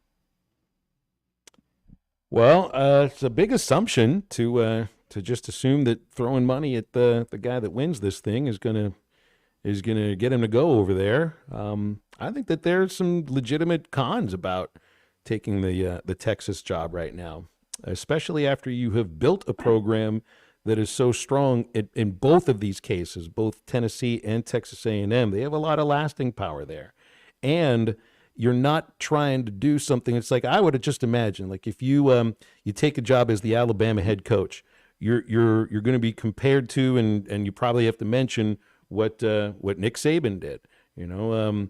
Just thinking the next guy to take over for Kirby Smart, you're going to be held to that standard. Right now at Tennessee, Tony Vitello is the standard. At A&M, Jim Schlossnagle is the standard. You go to Texas, they're waiting for the next Augie Garrido. It's a tough thing to do. Yeah, just talking to somebody that knows Vitello pretty well, and I was told that he's really big on who his boss is. Mm-hmm. And the guy that hired him at Tennessee was fired before he ever coached a game there. And that's kind of bugged him ever since. The Texas AD was the AD at TCU when Vitello was there as an assistant coach, and he really likes the guy. And that's why some people think he will go to Texas. I don't know that he will. It makes a lot of sense to stay where you are because of the reasons you just stated. But it is interesting to see what's going to happen. And I'm not sure Tennessee's going to win this game. I mean, A&M was 9-0 in postseason games before they lost that game yesterday. And they got into the 7th. I thought they had it won. I thought they were in Tennessee's head. I thought their batters were going up and really swinging at bad pitches. And they're supposed to be home run hitters. Maybe they were doing a little what Arkansas gets criticized for, trying too hard to hit home runs. And it wasn't working for them. And then all of a sudden, boom, there's a 2-run homer. Boom, there's another one. And now everything changes, I guess, today. We'll see. But A&M's back in a better position, I think, with their pitching. I think they saved their better pitchers a little bit in case this happened. So we'll see what happens. But I wouldn't be surprised if A&M won this thing. My thought is it's Tennessee. I think yesterday was A&M's opportunity. I don't see Tennessee scoring 4 runs again. I think they're going to get out ahead of A&M. I feel it's not quite like the same thing when Arkansas lost in 2018, but it's a little bit of the same idea. Your best chance was game 2. That's how I view yesterday for A&M. Yeah, I get what you're saying. You may be right. It's just that there's something about these Aggies. I don't want to say it because I don't like them, and I hope Tennessee beats them. But these guys have just done things all year long that you don't think they're going to do. And the common logic is what you say. They had Tennessee kind of in their heads about their hitting, and now they've uncorked these 2 home runs to get back, even in there. They're going to explode today. They're going to hit 4 home runs. They're going to score 8 runs, 9 runs, 10 runs, and we'll see if that happens. But I don't know. If I had to put money on this, I don't know what I would do. You put Phil's money on it. That way, then we'd all be winners. Hey, have you been, Mike? Have you been watching any of this Olympic trials? And I heard one of them say Ryan Krauser, the two-time Olympic gold medalist in the shot put, that he's actually a coach there at the University of Arkansas. I've seen him warming up before. Yeah. Okay, that's in the Fowler Center. There's kind of been a college theme going on. The kid from Michigan State is the leader right now in the decathlon to represent the country, and they're having some college. I saw the girl from Arkansas. I know there was 4 of them, but she won her semifinal heat in the 400 meters, so automatically qualified for the final, which I believe is tonight. How many Arkansas athletes have punched their ticket to Paris already? Well, I don't think any of them have. She is the first college athlete ever in the trials to break 50 seconds in a semifinal 400 meters. Mm-hmm. I saw, yeah. Nobody's ever done that in the semis, and I think she'd have to be the favorite. So I think she's going. It's okay to have one of your coaches go. That's not maybe the same thing, but I think it's cool. Arkansas, for all of this stuff about what they do in track, they haven't had a lot of Olympic gold medalists. Mike Connolly won one years ago in the triple jump, I think it was. But they haven't had a lot of guys. Arkansas won national championships by getting guys that finished second, third, and fourth, and fifth in all these distance events. But they didn't have just surefire gold medalist types. And so if you get one, to me, if you get one, that's a big deal. I'd like to see this girl, go over and win a gold medal in the 400 meters. I think that'd be totally cool. I see what is it here? It's Kaylin Brown finished 4th. I think that's the girl that qualified. Yeah, the Arkansas that's the number one. I think she either got first or second in her heat, but it was an automatic qualified for the finals.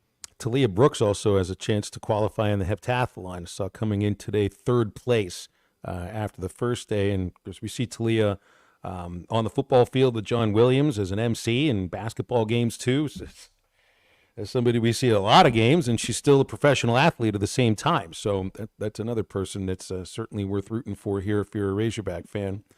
Yeah, we're almost at the point though. Are we in talking season yet? Steve Spurrier's talking season, where all you do is sit around all summer long and yak about football, and people get mad about recruiting. I mean, there's just recruiting crap going on all over the place. They lose the top in-state guy to LSU, and I say lose, I mean he committed. I mean, you don't lose them until they sign. But then they get this kid from Warren, a 6'6", 230-pound receiver, and we know what Warren receivers have done at Arkansas. But all anybody wants to say is, oh, he's a 3-star. Oh, he's terrible. We're not going to do this. Recruiting is bad. So, you got this going on all summer. It's just people going back and forth on the internet, and they don't have much to talk about, so they just talk about recruiting. Well, and part of the idea of how you get your best recruits to stay in state is to win football games so that they feel that this is where they're going to win games. This is where they're going to develop for the NFL. I think these two things do go together. And that's kind of that was a topic we had a few days ago. It's like, all right, so 4-8 last year. For me, it's not a matter of like looking at what do you need to happen throughout the season in terms of a number of wins to keep the coaching staff together, because what it's like now. It's the first 2 months. It's not November, because coaches lose their jobs in late October and early November now. That's the thing. So I was looking at it and wondering, where do these wins come from? I would just guess you need 4 to 5 wins the first 2 months, which puts a lot of pressure for that game against Oklahoma State and A&M. I think. I mean, it's like, go ahead and get them out of the way early. Yeah, portal recruiting is less affected by what you did last year. You got a lot of reasons why somebody would jump in the portal and end up at a place like Arkansas. A lot of different reasons, but winning 4 games will affect your high school recruiting the next year.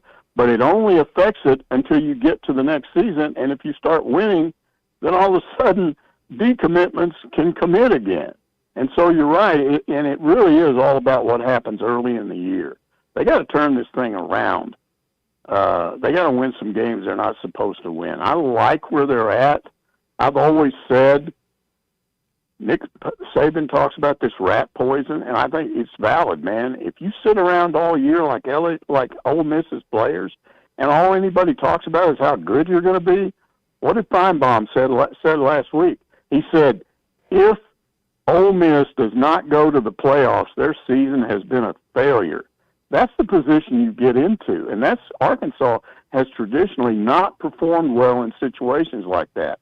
They've always performed well when you get the opposite of rat poison, which is your players wake up every day to people talking about how bad you stink and how awful you're going to be. And it motivates you. It ticks you off. Now, I won't say it always happens, but the better Arkansas teams I've covered were teams that were under the radar when the season started. Well, I mean, just looking at, I think I see a lot of over-unders on number of wins at 4.5 for Arkansas moving forward. And what that means is that they're probably, they were just talking about you got to win some games that you're not supposed to win. They're, in a lot of people's minds, they're probably supposed to lose every conference game. So they, I mean, one win is in conference isn't going to be enough, though. I mean, you're going to need. I mean, I'm looking at the first couple of months. You might need 3 of them. I'm just telling you. I'm using common logic. I saw the offensive line last year. This spring, I saw the guys they brought in. I saw them in workouts. I saw them in the spring game. The one thing I didn't like about the spring game was there was no 1 versus 1, so you didn't get to see that. But then you've got an offensive coordinator now as opposed to the one you had, and you've got a hit. Everybody was complaining about Pittman not coaching the offensive line, and honestly, he didn't much last year. He'd wander over there occasionally, but he was walking around watching all the positions. Like I think he figured a head coach, you should do that. This spring, the only time he was around all those other positions was in team drills. If it was individual drills, he was over there with the offensive line. They really did have 2 O-line coaches. And I just can't believe that with these changes and the people they brought in, the running back they brought in, the quarterback they brought in, the receivers, every time you turn around, they found another fast receiver. They somehow went down and found this kid in Texas who was a quarterback going to Army because he wasn't much of a passer, but they went down and watched him work as a receiver, and we talked about it last week, the guy's got 4.2, 4.3 speed and good hands, and they're bringing him in here. And we know what Petrino does with receivers with speed. So I'm not saying these guys are going to win 9 games, but I don't see them winning 4. They're just better on paper than they were a year ago. To close out here, and I think there will be a step forward offensively in almost every aspect, but I wonder about where the defense will be this year in terms of, now they might be okay on the back end, front 7, defensive line, linebackers. I'm a little worried about depth in terms of playmaking abilities. So it's like last year, the defense carried you for the first couple of months, giving you opportunities to win a lot of games or win some games. And I kind of, just from the 100-foot view here, 66 days out, it feels to me like this season it could be the other way around, at least from right now. Yeah, I mean, you could be right. I mean, it's hard to judge. I say the question mark is at linebacker. That's where they had a mass exodus. And they actually had pretty good starting linebacker last year in Pooh Paul. So they got to do something there. The D-line is going to be a little bit questionable until they prove they can do this or that. I still think they're going to have good edge rushers. But if you can actually score points and you don't put all that pressure on your defense, maybe it makes a difference. I really felt like the defense let go of the rope the last 3 or 4 games of the year because they were tired of it. They were tired of having to go out and carry the team each week. So there's a different attitude over there. I'm just telling you, I talked to too many people. I talked to a guy the other day that was on the team last year, and he just said the attitude is 100% changed from a year ago. Virtually nobody on that offensive side of the ball last year liked Dan Enos or what was done there. They were scratching their head all the way back the previous spring. They just didn't talk about it. Well, like anything, once something's over, then you talk about it. So I just think it's going to be different. I don't know how much different, but it won't be as bad as it was. Mike, we'll leave it there. Appreciate you hopping on. Thanks for your time. Have a great week. Okay, see you. Thanks, Mike. Mike Irwin, Pig Trail Nation, with us each Monday on Halftime. We'll open up the McLarty Daniel hotline for the next segment. It's 877-377-6963. Remember, if you were affected by the tornadoes and storms in northwest Arkansas recently, if your house is undergoing repairs, you can't live inside, might think about renting or purchasing an RV from Crabtree RV Center while your home is under repairs. Maybe your existing RV also needs repairs. Well, Crabtree RV can take care of that for you. Just call them up at 479-632-0829 or go to their website, crabtreerv.com. Halftime back right after this quick break. This is Halftime. You can now download our new app in the iTunes or Google Play Store. Listen anytime and anywhere on your favorite mobile device. Just search Hit That Line Now. Home is everything. It's your sanctuary, your command center, your music room, and your art studio. It's where you eat family dinners and make lasting memories. When you use a Weichert agent to help you find your home, we'll help you find the space to make it yours. When you begin your search, know that a Weichert agent will be there with you every step of the way. Because at Weichert Realtors, we guide you home. To get started, call your local Weichert agent and look for our bright yellow signs all over town. At Weichert Realtors, we sell more because we do more. Each Weichert franchised office is independently owned and operated. Did you know your skin is the largest organ of your body? Huh? That's why you should shower with Old Spice Super Hydration Body Wash instead of plain old bar soap. Love your skin by super hydrating it with vitamin B3 and glorious notes of vanilla and shea. Did you know that my super hydrated skin is the second largest organ of my body? The first is my heart. Old Spice. Men have skin too. Old Spice Super Hydration Body Wash. 24/7 renewing moisture. With daily use. This is Halftime. This video is powered by the pros at Pascal Air Plumbing and Electric. Arkansas owned, Arkansas operated. GoPascal.com. Thanks for watching us here on ESPN Arkansas. Download the brand new Hit That Line Now app in the Apple and Google Play stores. ESPN Arkansas, more than just radio stations. Call or text the McLarty Daniel hotline at 877-377-6963. McLarty Daniel, a vehicle for every lifestyle. When you're looking for a new car, you want to shop for a vehicle you love with an organization you trust. You've probably heard that McLarty Daniel means making deals, but what I'm inspired by the most is that McLarty Daniel means making a difference in our community. When you buy a vehicle with McLarty Daniel, you reinvest right here in the community, in our schools, in our little leagues, in our food banks, and our people. So you're not just making a purchase, you're making a difference too. Come see us at any of our 6 locations in Northwest Arkansas.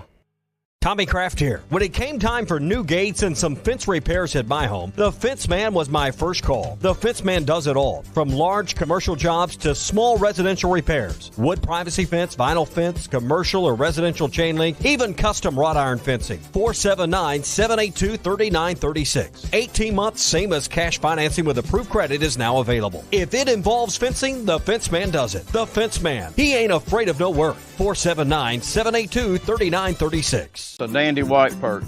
Big old slab. C'est bon, sacalé. One beautiful crappie. It's a paper mouse. Some serious crappie. Nice speck. We got crappies. They might go by different names, but all prefer the same thing.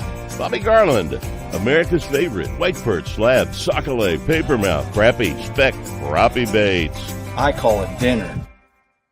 BetOnline is your number one source for all your sports betting needs this season. From baseball, golf, soccer, right to all the top fights in UFC, MMA, and boxing. Every stat, every matchup, and even live odds and spreads while the games are being played. When the game's over, head over to our online casino and get in on a game of blackjack or poker or unwind with one of our over 150 slots games. Head to the website today to get in on the action. Use promo code BLEAV for your 50% and welcome bonus on your first deposit. BetOnline, the game starts here. This song hit number 2 without one guitar. Gary Wright traveled with George Harrison to India for spiritual enlightenment and wrote Dream Weaver, describing God as infinite love and compassion, seeing him through the trials of the night. Of the 330 million gods of Hinduism, not one will get you to the morning light, but only through the blood of Jesus Christ. Satan is a master deceiver, weaving many into make-believers. I'm Pastor Heath from Woodland. Think about it. Hey, ESPN 96.3 and hitthatline.com. Have you been to Swark Liquor? Trey Gentry and his team have a phenomenal spot. It's the first liquor stop in Arkansas for our Dallas and Texas fans traveling up to the hill. So if you're heading to Fayetteville, the lake, a cabin weekend, hunting, fishing, or any other activity you need your favorite drink, stop by Swark Liquor. And check out their apparel too. You'll want to wear it. Swark Liquor, 864 East Colin Ray Drive in Queen, Arkansas. Swark Liquor, we promise to keep them cold for you. Are you ready to give your family the best 4th of July experience yet? USA Fireworks wants to make that happen with the USA Fireworks Bangin' Giveaway. USA Fireworks has helped Arkansans more than 30 years. Go to hitthatline.com/USA Fireworks and enter for your chance to win a fireworks show worth $2,000 retail. Again, hitthatline.com/USA Fireworks. For more information about wholesale prices, go to usafireworks.org. Phil Elson and Razorback football legend Matt Jones. Man, my Twitter feed has changed completely from the last couple of days, from nothing but the Hawk Tua girl to Dave Grohl. He fired up the Tay-Tay crowd, man. I mean, there's more tweeting about Dave Grohl than anything else right now, considering everything else happening in the world. Don't go after Tate. Although I'll say this, like Dave Grohl, I think Grohl is one of those guys where he can say whatever he wants about music and is perfectly okay, even if it's something that I think is said in. Is it all right to say it's in good humor? I mean, it is an accusation that somebody's not really playing the music that they say they're playing at their shows, but I think he's at a point, Matt, where it's like, all right, this is one of the greatest American rock musicians of all time. Let him say what he wants. Yeah, I mean, one of the biggest bands. I saw Dave Grohl was going on Jimmy Fallon, and one of the very first things, they're like, hey, how's it going? He's like, man, this is the coolest thing ever. This is the best day ever. And Jimmy Fallon's like, really? And then Dave Grohl's like, no, I was the drummer for Nirvana. And he's like, oh, yeah. Hey, you remember when you were the drummer for Nirvana? That was really cool. Remember that? I think Grohl would be okay. Yeah. Who's your boy? Is that Farley? That's Chris Farley. You remember that song, Paul McCartney? Do you remember that one time you were in the Beatles and that one song you did? I mean, that was amazing. It was good. I like you put that cute little laugh thrown in there in the middle of it here. Hey, there's something really cool going on July 20th at Cyclone Field in Russellville, Arkansas. You can register for Landon Jackson's Youth Camp. This is also thanks to Hogtown Memorabilia. You can register for this at hogtownmemorabilia.com. This will be a football camp with Landon Jackson, July the 20th. $100 per participant. You'll get a camp photo, an autographed photo, camp T-shirt, goodie bag, and get a chance to learn from Landon Jackson, who I think is going to be the best defensive player this year for the Razorbacks. Again, you can go to hogtownmemorabilia.com and register for this Landon Jackson Youth Camp. The camp is a little less than a month away. It's July 20th, Cyclone Field in Russellville. And again, it's hogtownmemorabilia.com to get your registration in. A disappointed sports fan wants to know your favorite Nirvana song. And JT says Dave has more musical talent in his hand than Tay-Tay in her whole body. I'll say this. I think Taylor Swift is a talented musician. I'd go more with Dave Grohl in this case. And let's see, favorite Nirvana song. Penny Royal Tea. I had to think for Penny Royal Tea. I always like that one. Do you have a favorite Nirvana song, Matt? About a Girl. It's a good one, too. There you go. Disappointed sports fan. Do you have one? I mean, there's 10. I celebrate their entire catalog, but yeah, that's they're. It's not that big of a catalog, too. Wish it would have been a little bit bigger than it was. 877-377-6963 to get with this here. We brought up the defensive line with Mike Irwin a moment ago. And he's saying, and maybe this is right, that maybe the bigger concern defensively is about linebackers, where just not a lot of proven commodity, I guess, at linebacker yet for the team, but we'll find out that first month. Looking on the defensive line, Landon Jackson is probably going to be the only defensive player that's getting preseason love on any of the preseason watch lists or all SEC preseason lists, and there's good reason for him to be there. But I wonder about who else is going to be dangerous here on this defensive line and on the ends. Anton Junkaj, who was the top edge rusher in FCS at Albany. That's a guy that hopefully can take his production from FCS and have some sort of mirror image of that here in the SEC. Maybe this is a year that Charlie Collins can get out and get things going. Freshman out of Pine Bluff, went to Mills High School, and then some of the returners, Cam Ball. I always liked Cam Ball. He was able to stay healthy. Nico DeVilliers showed some things last year. Kevy Rose in the middle. See that there's Eric Gregory, of course, coming back. Quincy Rhodes on the edge. And I'm interested in Danny Sally, who had been at BYU over the summer, was a defensive tackle at Hutchinson Community College, goes 306 or 355 is what I saw on the roster page today there in the middle. So those are just some of the names. I guess those are most of the names we'll be hearing as far as the defensive line is concerned, which at times was a strength last year, but also I agree with Mike. You could see that they let the rope go in November. But that's one thing I'm a little worried about, Matt. I do think that this year's team takes a step forward offensively. I think they could take a big step forward offensively. I just wonder about where the step will be, whether forwards or backwards, and how far either way defensively for this year's team. Yeah, year two for Travis Williams calling the plays, and you got to kind of adapt to what you got as far as your talent. It's hard to ask players to do things they're not able to do. So that'd be, but by nature, Phil, if the offense is better, the defense should be on the field less time. We should be getting more first downs. We should be scoring more points. We should be better in the red zone. We should be better on third down. The opposing offense should have a longer field more times than they did last year. That's what I'm saying. So, yeah, it does kind of go hand in hand. But, yeah, I mean, that's I do think our offensive line is going to be better. And Travis Williams, I think he's going to be better. I mean, this is his second year where it's all on him, calling the plays and getting them going. So I got faith in him.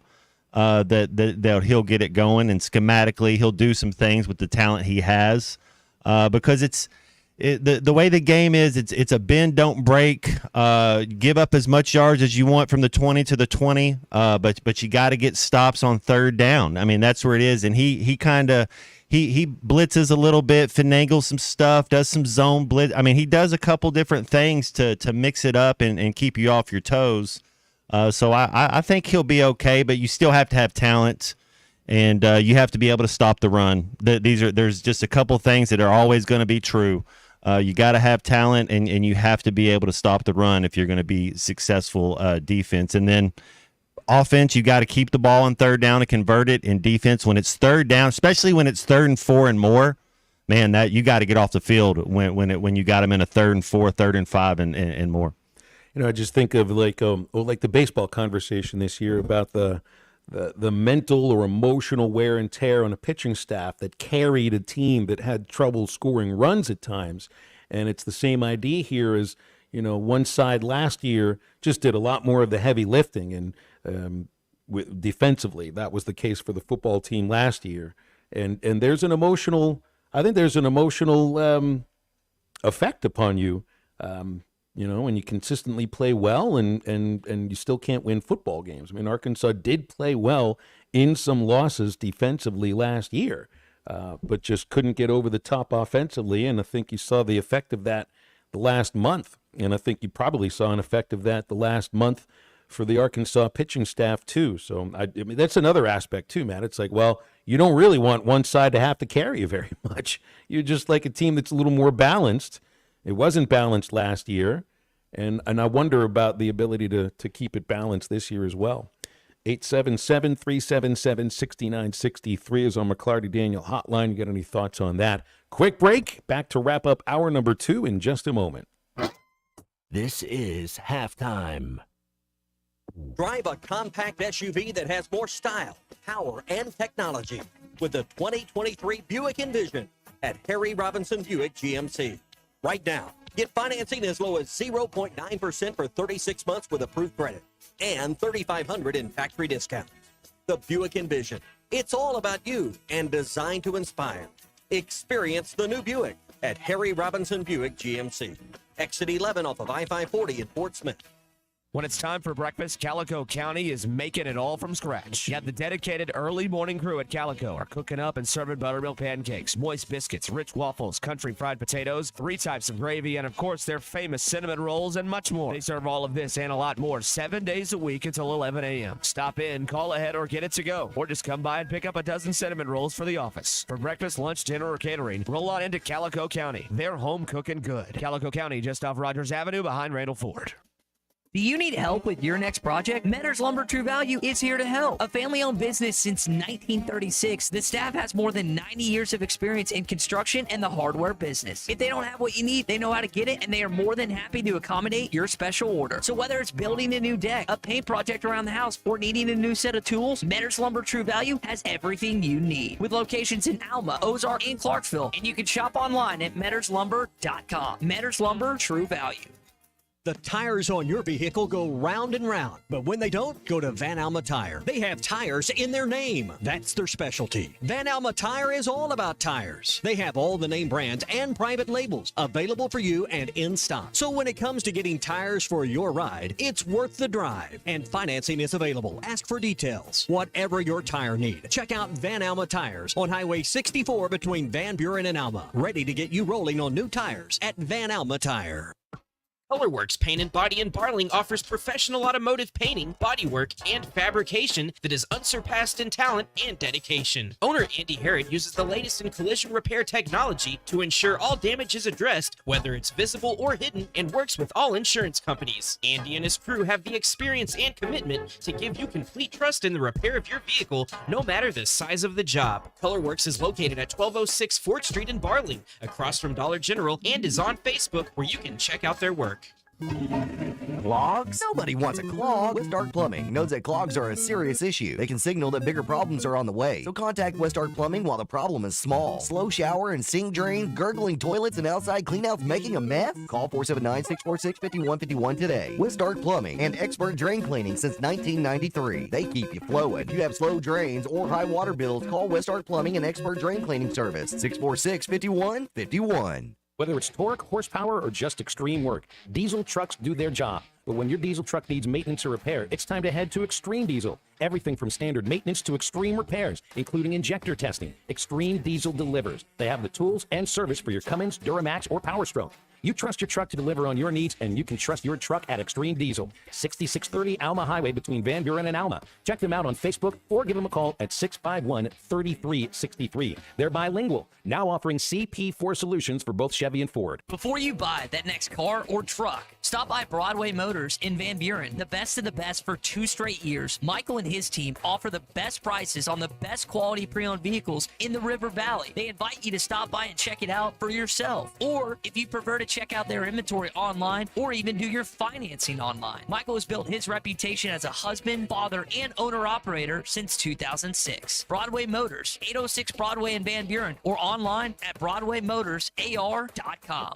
Your home for every Razorback football, basketball, and baseball game. ESPN 95.3.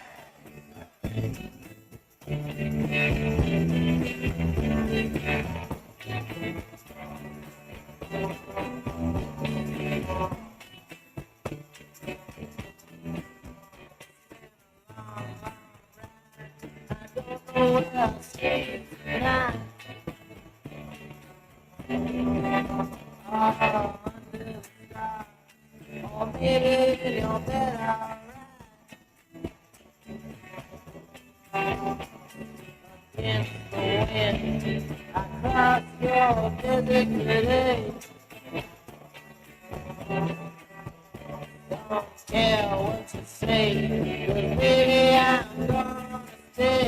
Find Halftime on 99.5 in Northwest Arkansas, 95.3 in Fort Smith and the River Valley, 96.3 in Hot Springs and Central Arkansas, 104.3 in Harrison and Mountain Home, and everywhere on hitthatline.com. Join the conversation. Call or text ESPN Arkansas on the McClarty Daniel Hotline, 877-377-6963. Now back to the hosts. Here's Phil Elson and Matt Jones.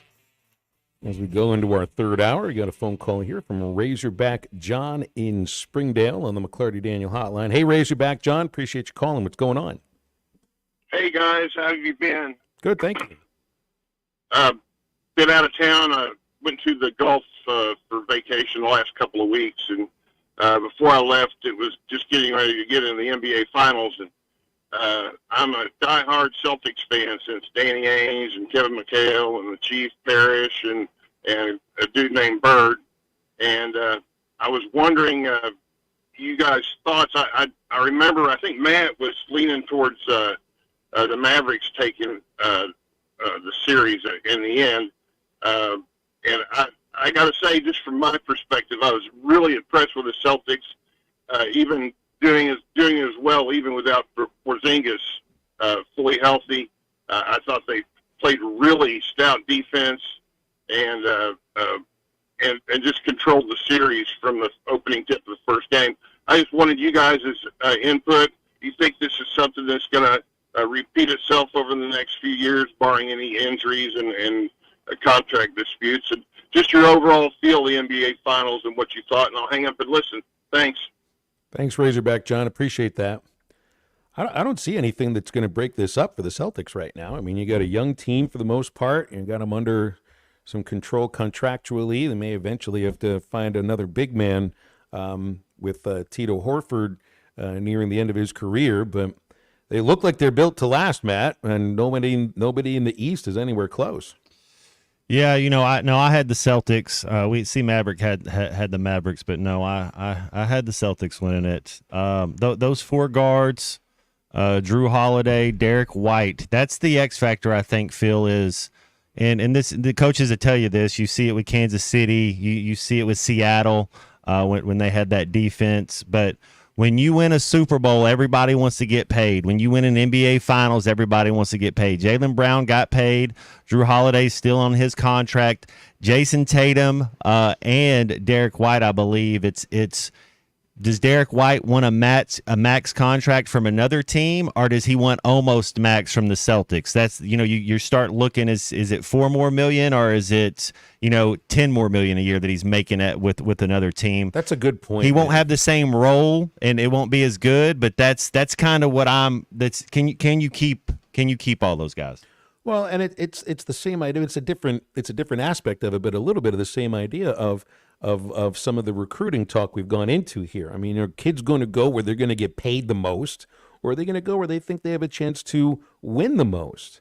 And when you're a professional, look, I mean, the college student athletes are also professionals now, in most cases. So it's a little bit of that same conversation, but you don't see mass exoduses or the best players from Michigan leaving last year. They've lost most of their team, of course, to the draft or to just losing their eligibility. Alabama didn't lose a lot of players into the portal after their last national title. Georgia didn't either. It just doesn't happen very much. But these guys also aren't under contracts where they're being compared to everybody else, and you know what everybody else is making. Yeah, I guess sometimes it's like a point of pride, your own payroll, your own dollar figure compared to somebody else that you view as comparative to you. And I know that that's something that, that's partially why the player unions exist. We get into hour number 3 of Halftime in a moment. We'll be joined by Connor O'Gara from Saturday Down South in about 20 minutes. So we'll open the McClarty Daniel hotline right now. It's 877-377-6963, and be back with more Halftime after this break.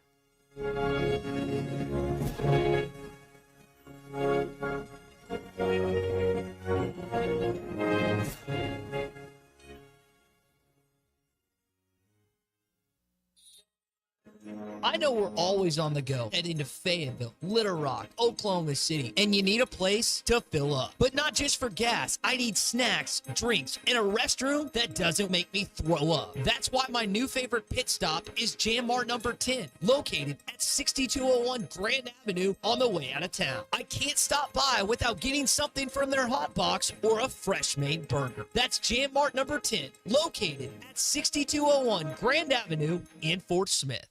Drive a compact SUV that has more style, power, and technology with the 2023 Buick Envision at Harry Robinson Buick GMC. Right now, get financing as low as 0.9% for 36 months with approved credit and $3,500 in factory discounts. The Buick Envision. It's all about you and designed to inspire. Experience the new Buick at Harry Robinson Buick GMC. Exit 11 off of I-540 in Fort Smith. It seems like everything is more expensive this year, but replacing your AC doesn't have to be. If you need to replace your AC this summer, before you commit, price check with Paschal. You can save money and use the professionals to replace your system. Enjoy the peace of mind knowing you chose the best option for your home. Visit GoPaschal.com and with just a few clicks, see how much you can save with the Paschal Price Check. Paschal Air, Plumbing, and Electric.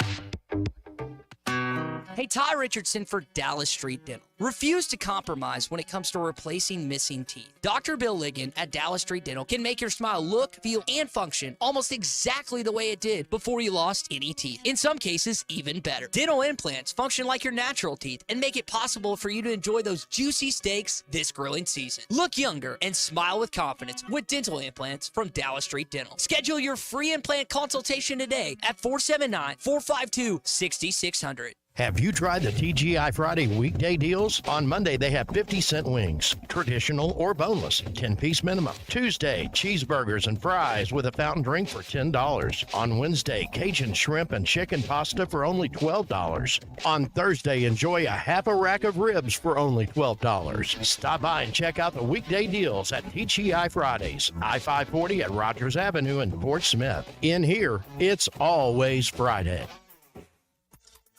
ESPN Arkansas weather. A heat advisory is in effect from noon until 9 this evening. Mostly sunny today with highs in the mid to upper 90s. It'll feel like 105 to 108 degrees. Mostly clear tonight, lows in the mid 70s. Partly to mostly sunny and hot again Tuesday with an isolated afternoon storm. Highs in the mid to upper 90s. I'm Matthew Harding with your forecast on ESPN Arkansas. The weather is brought to you by Shamrock Liquor Warehouse, 5609 Midland Boulevard, your leader in fine wines, beers, and spirits. KERX Paris Fort Smith. The Bud Light Countdown is on. Arkansas football begins in 66 days. Coming to you live from the Crabtree RV Center studios. Broadcasting on ESPN Arkansas and streaming on hitthatline.com. We got a good one tonight. You got a team in here that doesn't respect it.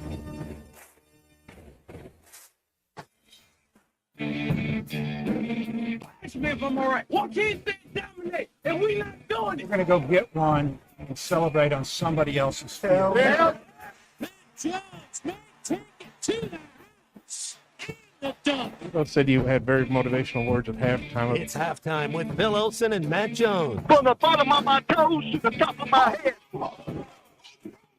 What's my heart, dog? Let's go, man. I have zero respect for saying no moss at halftime. Even one Razorback. It's vintage Matt Jones. 1, 2, 3. Here we go. Right now, let's take the field. Call or text on the McClarty Daniel hotline, 877-377-6963. Now, here's Phil Olson and Matt Jones.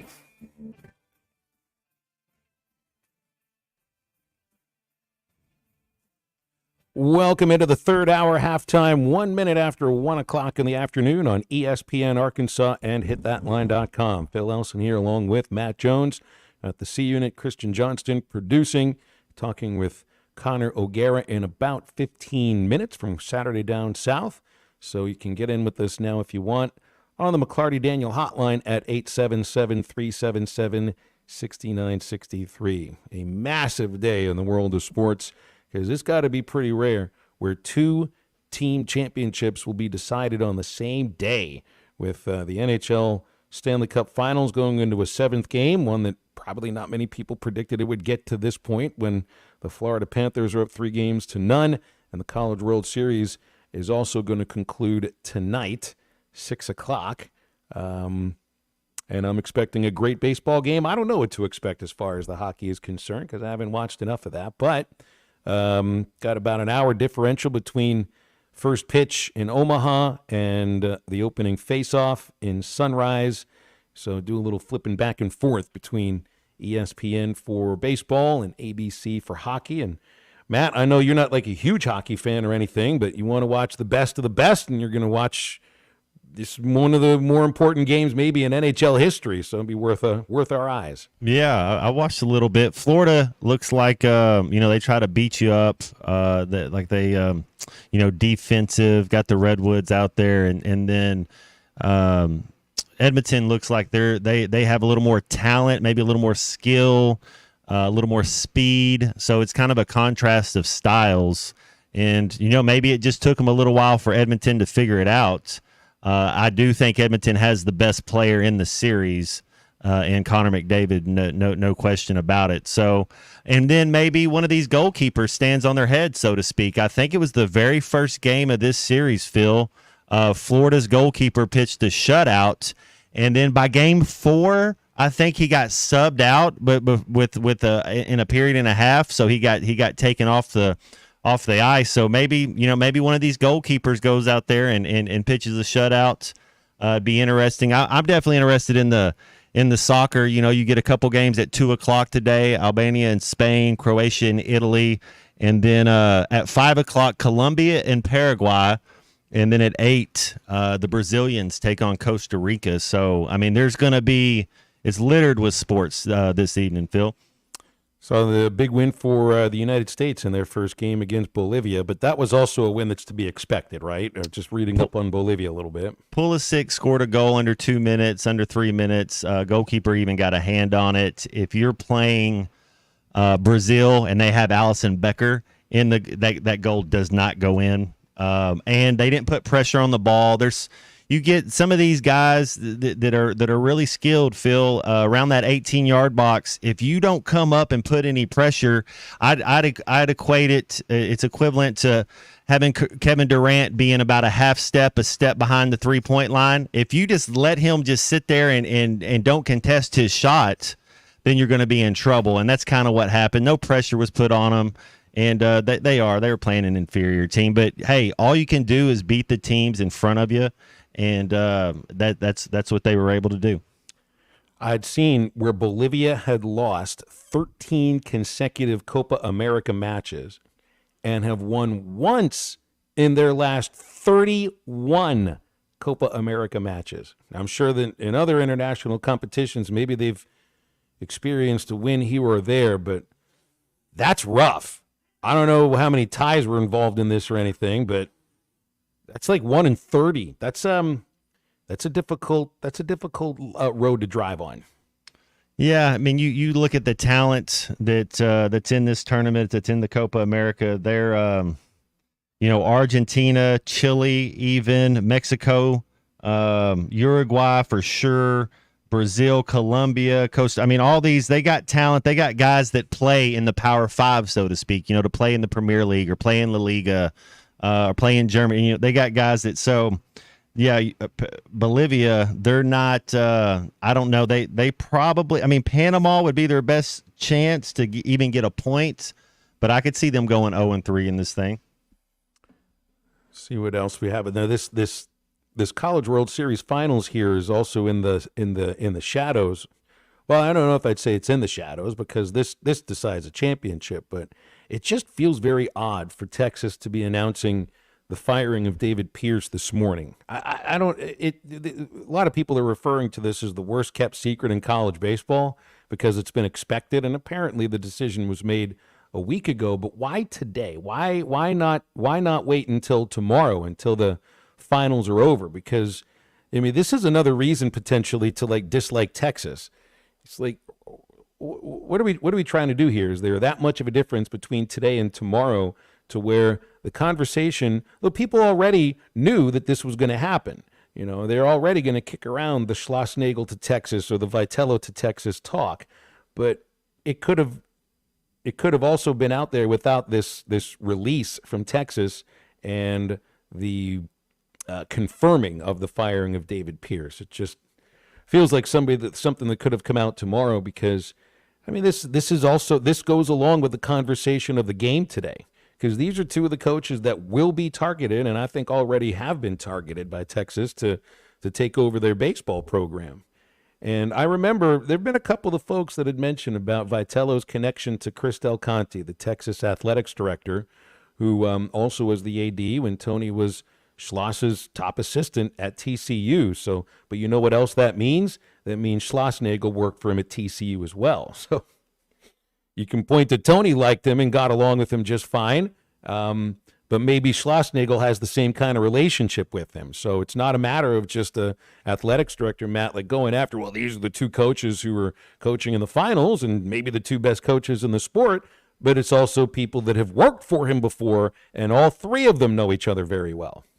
Well, there's a common theme, Phil. You win a college championship and everybody comes knocking. Jim Harbaugh's the only one that walked through that door. Dan Hurley staying put, and it'll be interesting to see one of these which one wins it. I think if hey, you don't know what money they throw out, you don't know all the, but if I was the head coach of one of these squads and we just won a national title, I'm not leaving. I'm not leaving A&M to go to Texas, and I sure as heck am not leaving Tennessee to go to Texas. So I find it interesting. That's who they're going after. Dan Hurley stayed there. Harbaugh left to go to a different league. So yeah, that's kind of, I guess that comes with it. You win a national title, and people are going to knock on your door. But I'll guarantee you a thing that won't happen. Think of what you'd mentioned there. Harbaugh leaves college to go back to the NFL. Mm-hmm. That made sense. Hurley, maybe he almost left. Maybe he almost did. I think if they would have offered him more money, he would have left. To leave from college to the pros.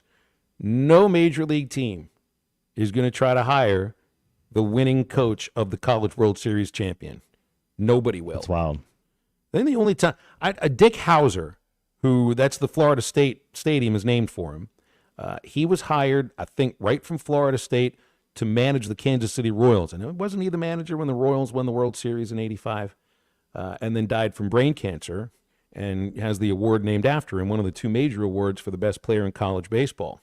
Outside of that, I don't know of any sitting head coach in college baseball that was then hired to be a major league manager the next year. Now, there's Pat Murphy, who's the Brewers manager and was head coach at Notre Dame and a couple of other places that I think as well, and I can't remember. And he was hired to be either a AA or a AAA manager. So nobody goes from college baseball, even the big leagues of college baseball in the SEC, straight to the major leagues. Wes Johnson is like one of the only ones that I can think of that was a position coach at Arkansas, of course, pitching coach, and then is hired by the Twins to be their pitching coach. But it's interesting though, Matt, and I hadn't thought about it until you just said it. We're talking about a college team trying to take away the head coach of potentially the national champion. Like, no, Kentucky tried to hire Dan Hurley, didn't they? I don't know who else in college was going to hire Jim Harbaugh. Probably nobody. So he went to the place that I think made a lot more sense for him. But yeah, I mean, this will end up being like the fan bases of both of these teams. Like, I know that they're going to put on the proper face of, Tony would never leave Tennessee, or Schloss would never leave A&M because of this, that, and the other reason. And I kind of agree with them. I think that they're doing, I can understand why he would leave maybe for a lot more money, but also at the same time, Tennessee and A&M have plenty of money, and I think maybe they'll be able to match them. You're not letting if you're the AD, Phil, or you're going to, I mean, a guy just won your national championship. You're at least going to fight for him, right? Like, you're not going to let him go without making it, worth for him to stay. I don't find it. I just don't think they go to Texas after they win. Whoever wins the title, I don't think Texas is getting that coach. I mean, I think it would be pretty fun if this coaching search lasted a long, long time, like a lot longer than Texas expected it to. But they do have tons of money. They're going into a really great league. they'll find a good coach. I just don't think it's going to be one of the two coaches that we'll be watching in Omaha today. Quick break on halftime, joined by Connor O'Gara from Saturday Down South right after this. This is halftime. See, what every long shot come from behind underdog will tell you is this. The other guy may in fact be the favorite. The odds may be stacked against you, fair enough. But what the odds don't know is this isn't a math test. This is a completely different kind of test. This video is powered by the pros at Pascal Air Plumbing and Electric. Arkansas owned, Arkansas operated. GoPascal.com. Thanks for watching us here on ESPN Arkansas. Download the brand new Hit That Line Now app in the Apple and Google Play stores. ESPN Arkansas, more than just radio stations. Call or text the McClarty Daniel hotline at 877-377-6963. McClarty Daniel, a vehicle for every lifestyle. When you're looking for a new car, you want to shop for a vehicle you love with an organization you trust. You've probably heard that McClarty Daniel means making deals, but what I'm inspired by the most is that McClarty Daniel means making a difference in our community. When you buy a vehicle with McClarty Daniel, you reinvest right here in the community, in our schools, in our little leagues, in our food banks, and our people. So you're not just making a purchase, you're making a difference too. Come see us at any of our 6 locations in Northwest Arkansas. Tommy Kraft here. When it came time for new gates and some fence repairs at my home, the Fence Man was my first call. The Fence Man does it all, from large commercial jobs to small residential repairs. Wood privacy fence, vinyl fence, commercial or residential chain link, even custom wrought iron fencing. 479-782-3936. 18 months, same as cash financing with approved credit is now available. If it involves fencing, the Fence Man does it. The Fence Man. He ain't afraid of no work. 479-782-3936. A dandy white perch. Big old slab. C'est bon, sacalé. One beautiful crappie. It's a paper mouth. Some serious crappie. Nice speck. We got crappies. They might go by different names, but all prefer the same thing. Bobby Garland, America's favorite white perch, slab, sockeye, papermouth, crappie, speck, crappie baits. I call it dinner. BetOnline is your number one source for all your sports betting needs this season. From baseball, golf, soccer, right to all the top fights in UFC, MMA, and boxing. Every stat, every matchup, and even live odds and spreads while the games are being played. When the game's over, head over to our online casino and get in on a game of blackjack or poker or unwind with one of our over 150 slots games. Head to the website today to get in on the action. Use promo code BLEAV for your 50% welcome bonus on your first deposit. BetOnline, the game starts here. This song hit number 2 without one guitar. Gary Wright traveled with George Harrison to India for spiritual enlightenment and wrote Dream Weaver, describing God as infinite love and compassion, seeing him through the trials of the night. Of the 330 million gods of Hinduism, not one will get you to the morning light, but only through the blood of Jesus Christ. Satan is a master deceiver, weaving many into make-believers. I'm Pastor Heath from Woodland. Think about it. Hey, ESPN 96.3 and hitthatline.com. Have you been to Swark Liquor? Trey Gentry and his team have a phenomenal spot. It's the first liquor stop in Arkansas for our Dallas and Texas fans traveling up to the hill. So if you're heading to Fayetteville, the lake, a cabin weekend, hunting, fishing, or any other activity you need your favorite drink, stop by Swark Liquor. And check out their apparel too. You'll want to wear it. Swark Liquor, 864 East Collin Ray Drive in Queen, Arkansas. Swark Liquor, we promise to keep them cold for you. Are you ready to give your family the best 4th of July experience yet? USA Fireworks wants to make that happen with the USA Fireworks Bangin' Giveaway. USA Fireworks has helped Arkansans more than 30 years. Go to hitthatline.com/USA Fireworks and enter for your chance to win a fireworks show worth $2,000 retail. Again, hitthatline.com/USA Fireworks. For more information about wholesale prices, go to usafireworks.org. This people gather around. Hey, wait, the TJ Cowboys hang around. Sleeping in the sidewalk with a Burger King round. Never wake them up. My service to the rooster crows. Vatos de gallos.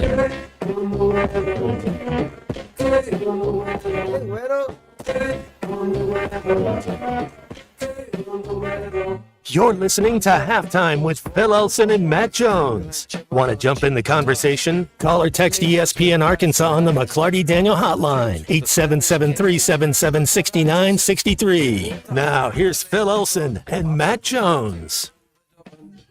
Our guests join us on the McClarty Daniel hotline. We have Connor O'Gara with us from Saturday Down South, on the day that the National Baseball Championship will be decided. Connor, how are you doing on this Monday?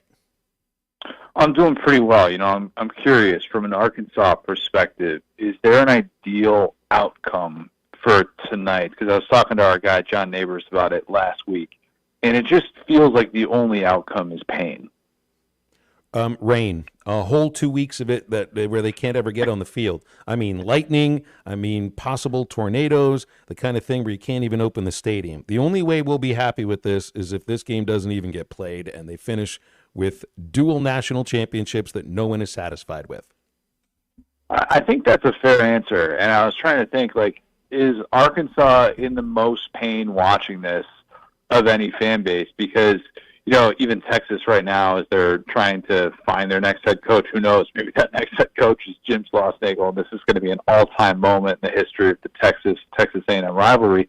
But, like, Arkansas has to be the most pained watching this, because even if you're Florida and you hate Tennessee, like, all right, you got to see your team in the semifinal, and there's still an outcome for you that isn't just pure pain if A&M wins. So I think the Arkansas equation, it just all adds up to angst and frustration. I think you're right about that, but I know I'll be watching nonetheless, and most people that have texted in that are baseball fans, they will watch it even reluctantly just because, I mean, look, last year's finals were a dud, even though it went 3 games. There wasn't a single game that was dramatic and drew you in at all. These first 2 games, I think, have been worth watching. They've been entertaining. A lot of decisions you can parse through. The one thing I worry about today is that it's very rare that you see Tennessee held to 5 runs and 4 runs in 2 games. And I just think, I'm not sure if A&M's got the kind of pitching depth to get through it today. And, you know, I know they didn't throw Aschenbeck yesterday, and we can kick around whether or not they should have thrown him in the 7th inning, but he got hot. He threw a lot of pitches the day before. He got hot yesterday, and I just wonder what he's got in the tank. Yeah, I wrote about that yesterday because I thought that was such a pivotal decision. And, like, we play the results with all this. Hindsight is 20/20. I get it. But, like, for those A&M fans who are just saying, well, you know, he's just unavailable, you were never going to throw him in game 2, it's like, you're single-digit outs away from winning a national title. I don't need to tell Arkansas fans about that, about what that moment of being on the brink of that is like. But you are so close that if you have 80% of the best pitcher in that spot on the planet, then wouldn't you want to see what you have in him? Because for the exact point that you mentioned, what if Tennessee gets out to like a 6-2 lead today?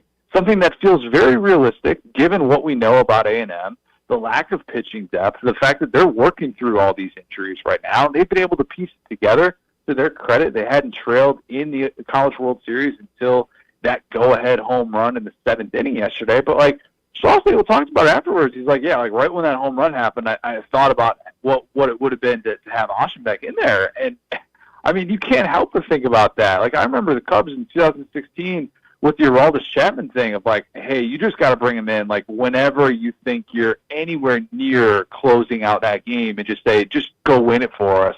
And if that means, you know, he's gassed, then that's kind of the risk that you have to take. But, yeah, I thought that was at least a decision worth dissecting, that if you're an A&M fan looking at that just strictly as like, oh, no, he's absolutely unavailable, I just don't think you're looking at the entire picture.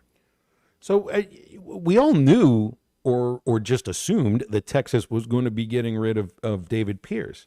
You know, it's been referred to as the worst kept secret in college baseball over the last month. Why do you think Texas announced it today? I mean, you try to get into like somebody's head on why you make an announcement about this or that. Everybody might have known this was going to happen, but why not wait until tomorrow? You know, and we were talking about when Arkansas hired Cal, he didn't want any of this thing to come out during the Final Four for obvious reasons, because you want those teams to have the spotlight. Do you think it has to do with that Texas is targeting one of these two coaches? Probably. I mean, it's Texas. Why wouldn't they? Of course. It makes perfect sense that they were targeting them, and it doesn't mean, in my opinion, that they have like any sort of deal locked in yet. But yeah, you're not worried about giving A&M a spotlight if you're Texas. I mean, Texas has done way pettier things than that. And let's also remember this too. You know, we heard on Friday that Oklahoma announced the Brent Venables extension. That's entirely a move that's made ahead of this July 1st date in which Texas and Oklahoma officially join the SEC. There is a clear desire to have their ducks in a row. I even saw, Sports Business Journal writing about what the new Longhorn Network is going to be. It's going to be more of a streaming platform. Oklahoma announces today they're going to consolidate all their collectives. It's all about getting your ducks in a row right now. And so instead of doing that as you're announcing your official move to the SEC next week, why not try and get ahead of it? Why not try and say, hey, look, we're gonna throw this out there and we're going to give it as much runway as we possibly can. Even if it is an inevitable move, it just kind of speaks to the timing of this very, very monumental move into the Southeastern Conference. Yeah, the Venables thing, it's just 2 years into his tenure there. And he'd had a great turnaround from the first year to last year with 10 wins. But I just wondered about that. I don't think anybody was like going after Venables or anything. Is this just a matter of, well, we have X amount of dollars coming in, we want everything lined up, like you just mentioned about the NIL collectives being reorganized into one? Is it really just about alignment? Is that what that is? Why you signed Venables to an extension now? Yeah, they weren't going to fire him at the end of year 3, and I think Joe Castiglione, the athletic director, is looking at this from the standpoint of, well, if they get off to a rough start with that schedule, which for my money it's the second most difficult schedule in all college football behind Florida, the last thing they want is the headline of, see, Oklahoma wasn't ready for the SEC and now they've got to fire Brent Venables. I don't think they want to even have to answer those questions on the recruiting trail. And so you can kind of see through the language and see the Jimmy Sexton in all of this. And the way that Pete Thamel reported this, and he talked about it being a significant raise for Brent Venables. Brent Venables is not getting a significant raise. He's getting a 5.7% raise with this contract. And the way that it sets up, it adds 2 years onto the end of the deal. The buyout is the more significant piece of this because you're essentially shifting 2 years of a fully guaranteed contract to be able to make sure that they're not firing him after this year, and they're very likely not firing him after next year with the way that it sets up now. But yeah, the base pay is not even going to be up to $8 million by the end of this contract. We're at a time now in which half of the SEC's coaches are making at least $9 million annually. If you're looking at it from the standpoint of Oklahoma, they're trying to make sure, hey, we're going to get some good headlines out there. People think he's our guy long term. They want stability. They want their ducks in the row. They want to feel like they have their guy moving forward. They still want to win that breakup with Lincoln Riley, something that matters a lot to Oklahoma fans. And I think that this is all about trying to do those things and see the bigger picture of it.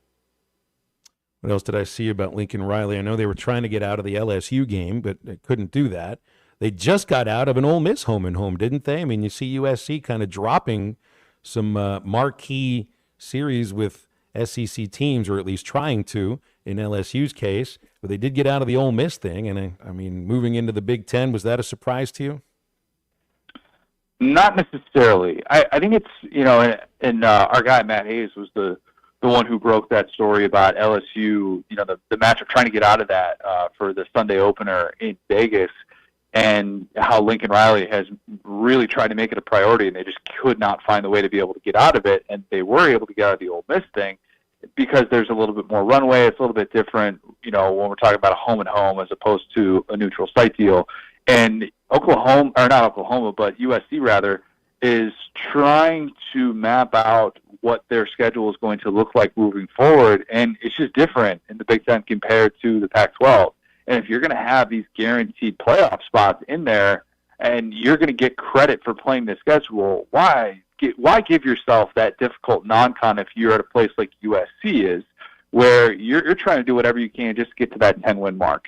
And if that's going to be the thing that prevents you from getting there, and if you're still going to be given that same sort of love with 3 duds in non-conference play with a 9-game conference schedule, then just kind of let the chips fall where they may and hope that your reputation and the Big Ten boost kind of wins out. I think that's kind of been more the approach with them trying to get out of these contracts. I know you had talked recently with John about potential coaching hires at Arkansas if the Razorbacks move on from Sam Pittman, and what I was talking about last week and a little bit today is the question so often is how many wins does this coach need to keep his job by the end of the season?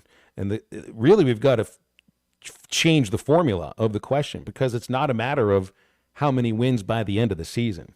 It's what have you done the first 2 months of the season? Because if there's no upward trajectory, or I don't know if you keep it at a certain amount of wins or just going by what you're watching, if you're an athletics director, if a program isn't where you want it to be, by the end of October, changes get made.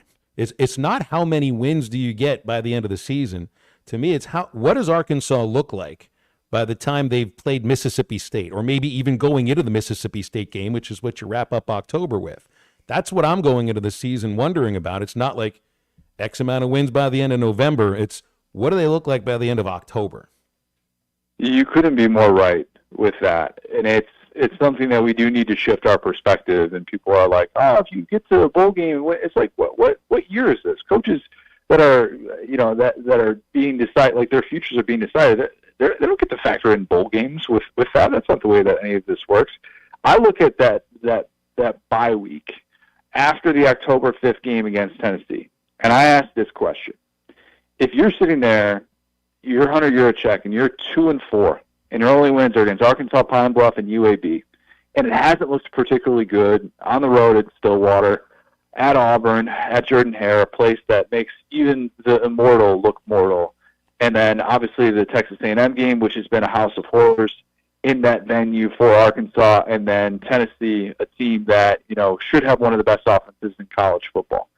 If you haven't won any of those 4 power conference games, core 4 games I'd call them, what's that decision like? What's that decision process like? Because you could see a decision come as early as that in mid-October, and I don't know what those odds are for first coach fire or anything like that. And I think Sam Pittman is the most likable coach in all of college football, so I hope this does not happen. I'm trying to say that. But when we talk about candidates and we map this out, it's because we know how quickly these conversations can shift once the games actually start.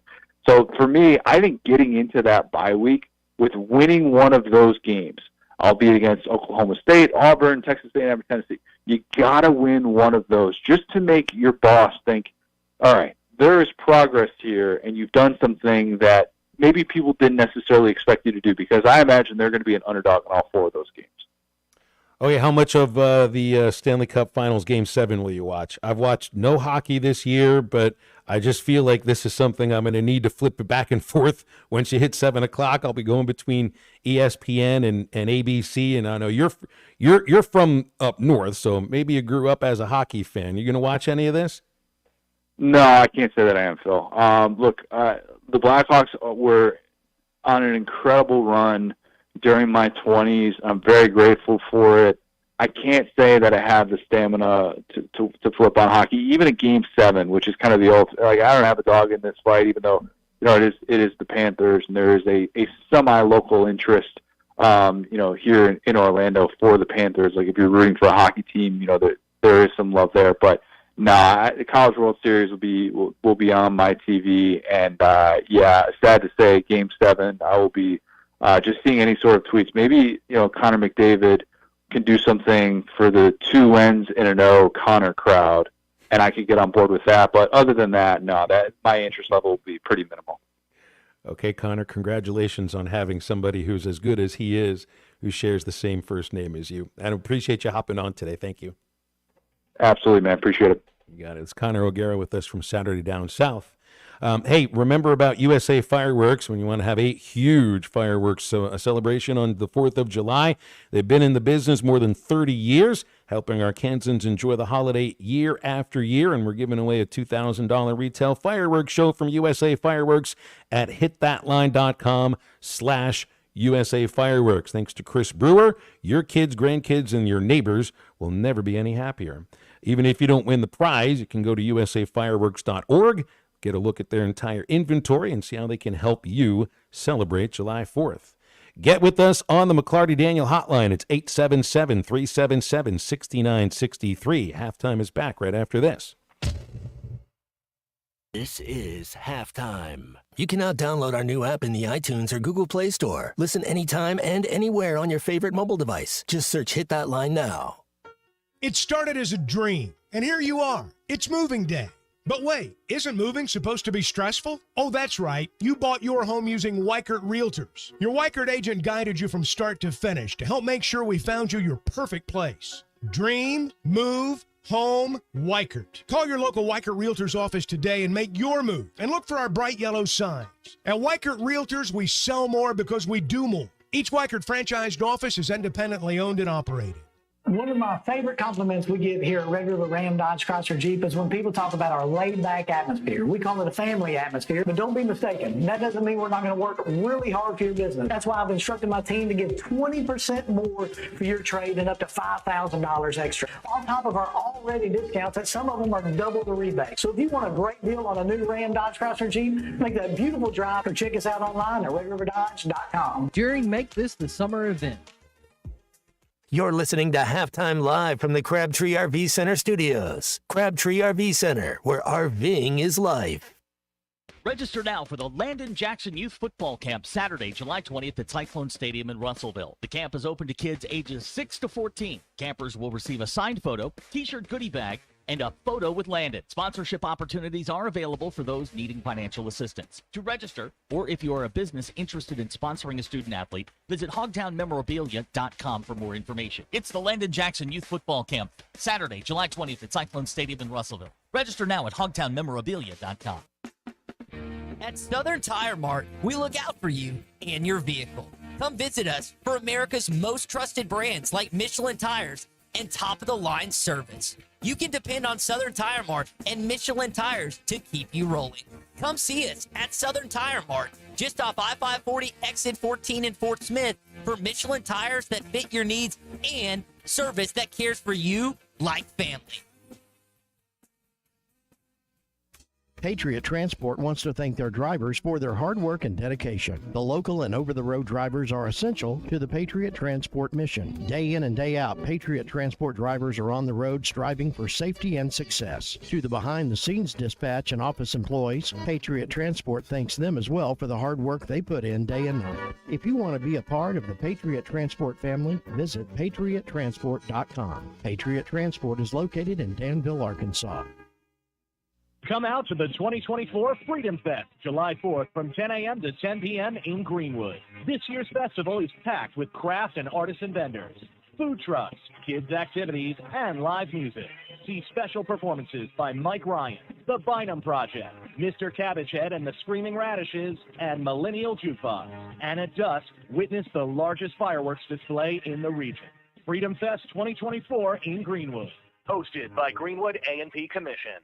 Celebrate freedom in a new RV from Camping World in Van Buren, Arkansas. For a limited time, get into a new RV starting at just $104 per month and see America for less. As part of America's #1 RV network, we've got an RV for every lifestyle and a payment for every budget. Buy with confidence at Camping World, knowing every RV comes with a 3-year Good Sam Elite membership and access to our nationwide service network. Make sure your next summer adventure is the best one yet. Click, call, or visit Camping World in Van Buren today. Certain restrictions apply. See dealer for details. When it's time for breakfast, Calico County is making it all from scratch. Yet the dedicated early morning crew at Calico are cooking up and serving buttermilk pancakes, moist biscuits, rich waffles, country fried potatoes, 3 types of gravy, and of course their famous cinnamon rolls and much more. They serve all of this and a lot more 7 days a week until 11 a.m. Stop in, call ahead, or get it to go. Or just come by and pick up a dozen cinnamon rolls for the office. For breakfast, lunch, dinner, or catering, roll on into Calico County. They're home cooking good. Calico County, just off Rogers Avenue behind Randall Ford. Your home for every Razorback football, basketball, and baseball game. ESPN 95.3.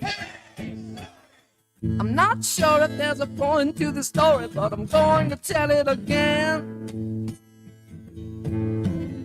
So many other people try to tell the tale, not one of them knows the end.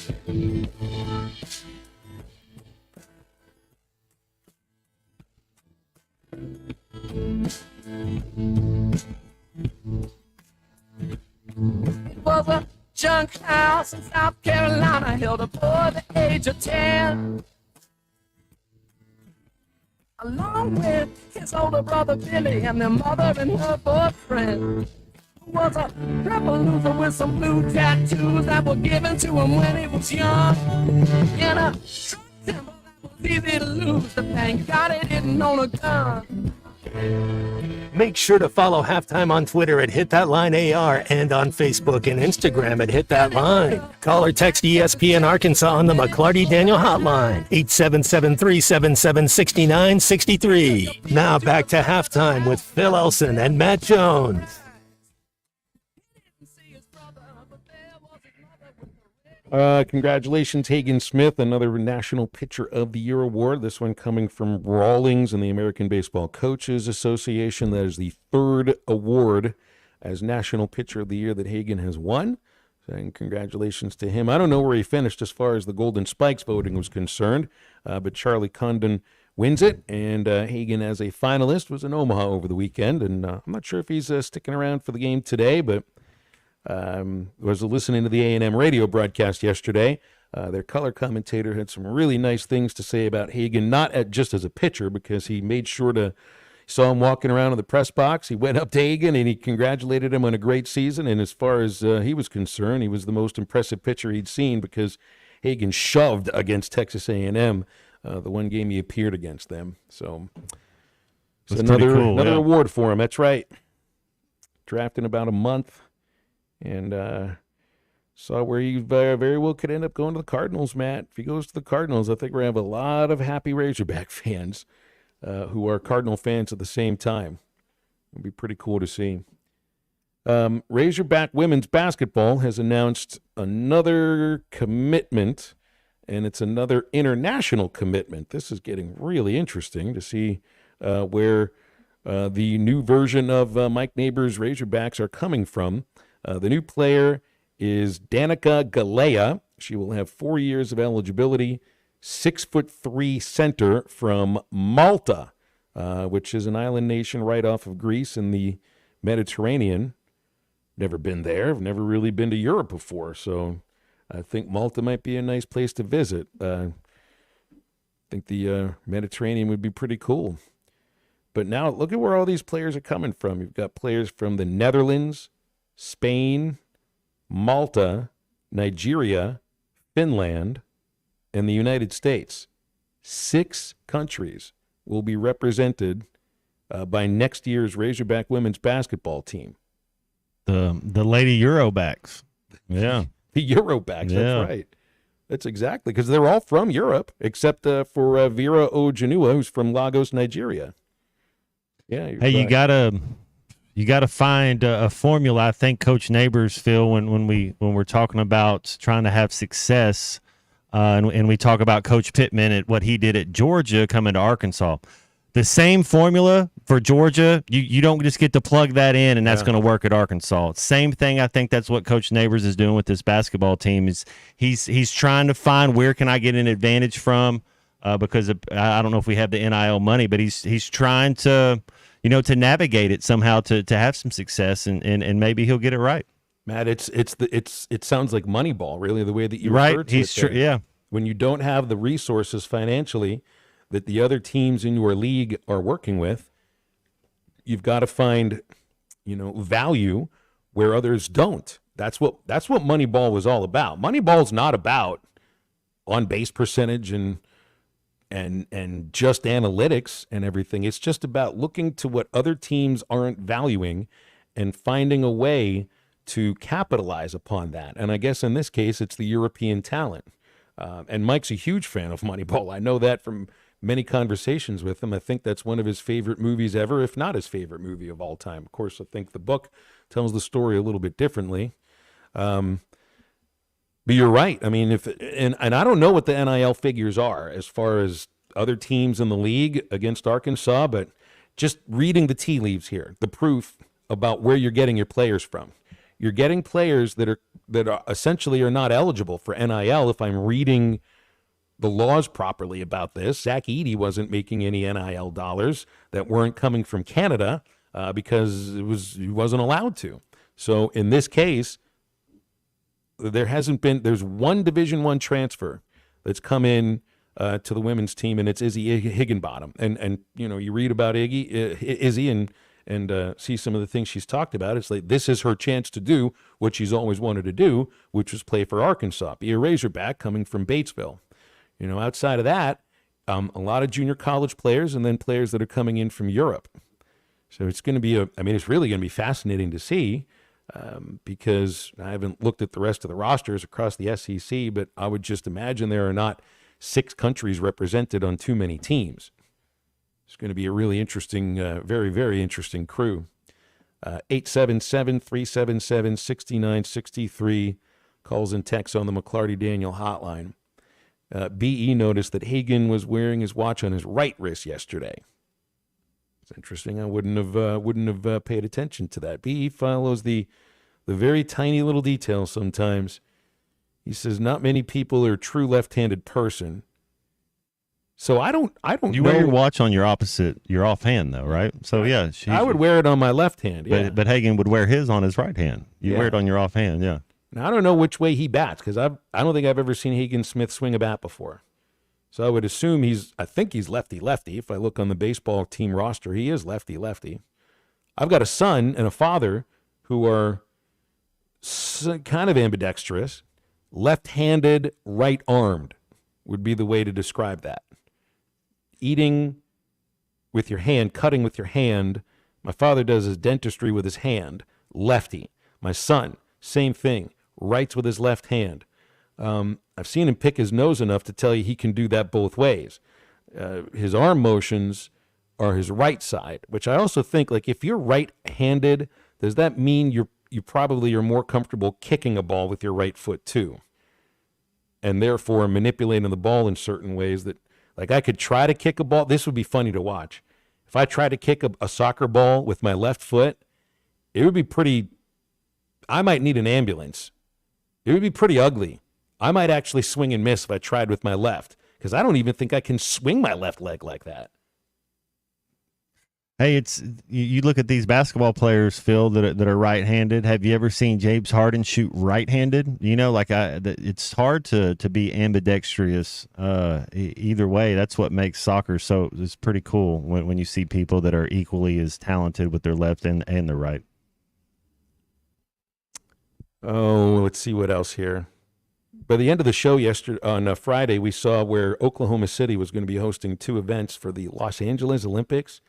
Canoe slalom, which sounds like an adventure, and softball, which I don't know. I mean, I guess they might have maybe they didn't want.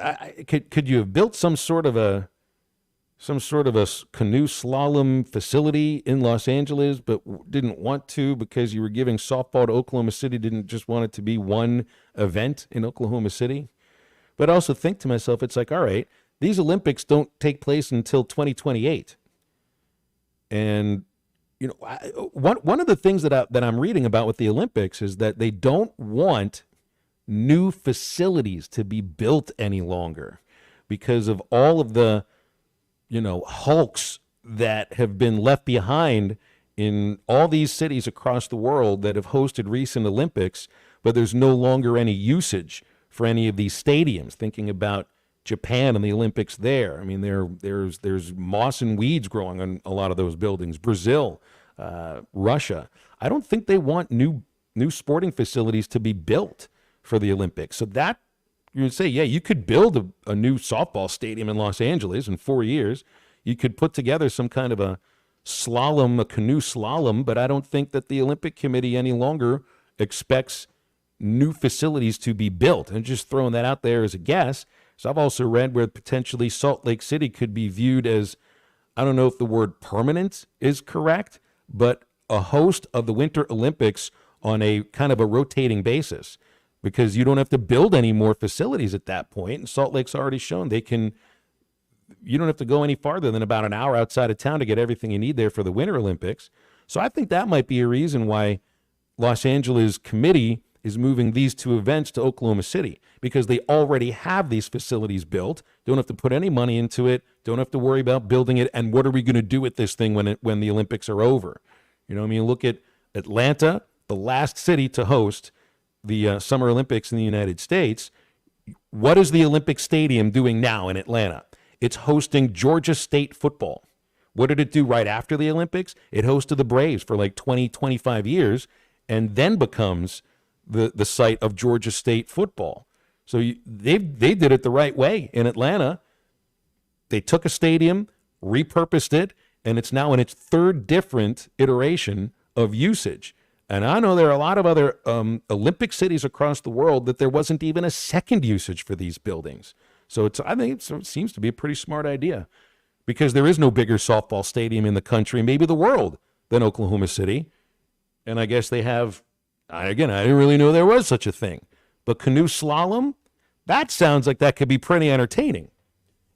When the Olympics hit, you want to have your BetSaracen app out because they're going to have all the odds on all the Olympic events, and they've got odds today on the College World Series Finals Game 3 and on the Stanley Cup Finals. Got the Florida Panthers favored -1.5, and they've got Tennessee also favored -1.5. That's on your BetSaracen app. Works on your Apple iPhone. Just download from the App Store. Works on your Google Android. Just get it down from Google Play or go to any web browser. BetSaracen.com. We'll wrap up halftime right after this quick break. This is halftime. Harry Robinson Salisol Ford wants to buy or trade for your vehicle today, and they will give you top dollar. Pre-owned car values are at historic all-time highs, and your car today is worth more than it ever will be again. If you are driving a 2013 model or newer with 120,000 miles or less, bring it to Harry Robinson Salisol Ford, and they'll give you more than any other dealer. Even if you don't want to buy a new car, they'll still buy yours. Harry Robinson Salisol Ford, 1 mile south of exit 308 off I-40 in Salisol. Hey, Ty Richardson for Dallas Street Dental. Refuse to compromise when it comes to replacing missing teeth. Dr. Bill Ligon at Dallas Street Dental can make your smile look, feel, and function almost exactly the way it did before you lost any teeth. In some cases, even better. Dental implants function like your natural teeth and make it possible for you to enjoy those juicy steaks this grilling season. Look younger and smile with confidence with dental implants from Dallas Street Dental. Schedule your free implant consultation today at 479-452-6600. Walk-Ons is always a win. Whether it's a post-game celebration, drinks with the crew, or an easy weeknight dinner, Walk-Ons has you covered. Scratch-made dishes, wall-to-wall TVs, craft beers and cocktails. Dig into mouth-watering menu items like po' boys, gumbo, and voodoo shrimp, plus fan favorites like juicy burgers and fresh salads. Find your nearest location in Rogers, Fayetteville, Fort Smith, Conway, and coming soon to Little Rock, or order online or in the app. Walk-On Sports Bistro for the win. Barrels and Brews Bottle Shop at the Hub in Chaffee Crossing has everything you need for your favorite activities. Our knowledgeable staff will be glad to help you with the current specials and our new arrivals of must-have bourbons and whiskeys. Hit the cooler for some of the coldest beer in town or choose from our large selection of amazing wines. Order online or call ahead Monday through Saturday from 10 a.m. till 10 p.m. at the Hub in Chaffee Crossing. Barrels and Brews, voted best of the best in Fort Smith. It will put a smile on your face. This June, celebrate Dad with a gift of adventure at Wheels RV. We're rolling out Father's Day specials all month long. Treat your family to a summer they'll never forget. Camping has always been a perfect way to disconnect from the world and tune into family and friends. We make it easy with exclusive discounts and bonus offers on our entire inventory, including Brinkley, Grand Design, and Forest River. Let's make this Father's Day one he'll never forget. Visit us at Wheels RV and start your journey to endless summer memories.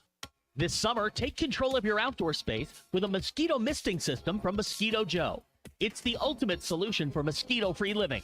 Mosquito Joe installs cutting-edge misting systems discreetly around areas such as pools, patios, and boat docks to create a protective barrier that banishes those annoying bugs. The best part is, you don't have to do a thing. It's like having a mosquito control technician in your yard 24/7. Visit arkansas.mosquitojoe.com. Are you an angler having trouble finding all the bait, tackle, and more for your fishing needs? Make Awake Bait and Tackle, now located in Fort Smith next to Witts Marine on North 11th Street, is your place. Make Awake Bait and Tackle also has the largest selection of plastics in the River Valley. Reactor Innovation, Bobby Garland, Zoom, Mega Bass, and more. Check out the Daiwa Rod and Reels. Make Awake Bait and Tackle, 803 North 11th Street in Fort Smith, 479-926-9320. Also get your rod and reels repaired. Come see us next to Witts Marine at Make Awake Bait and Tackle.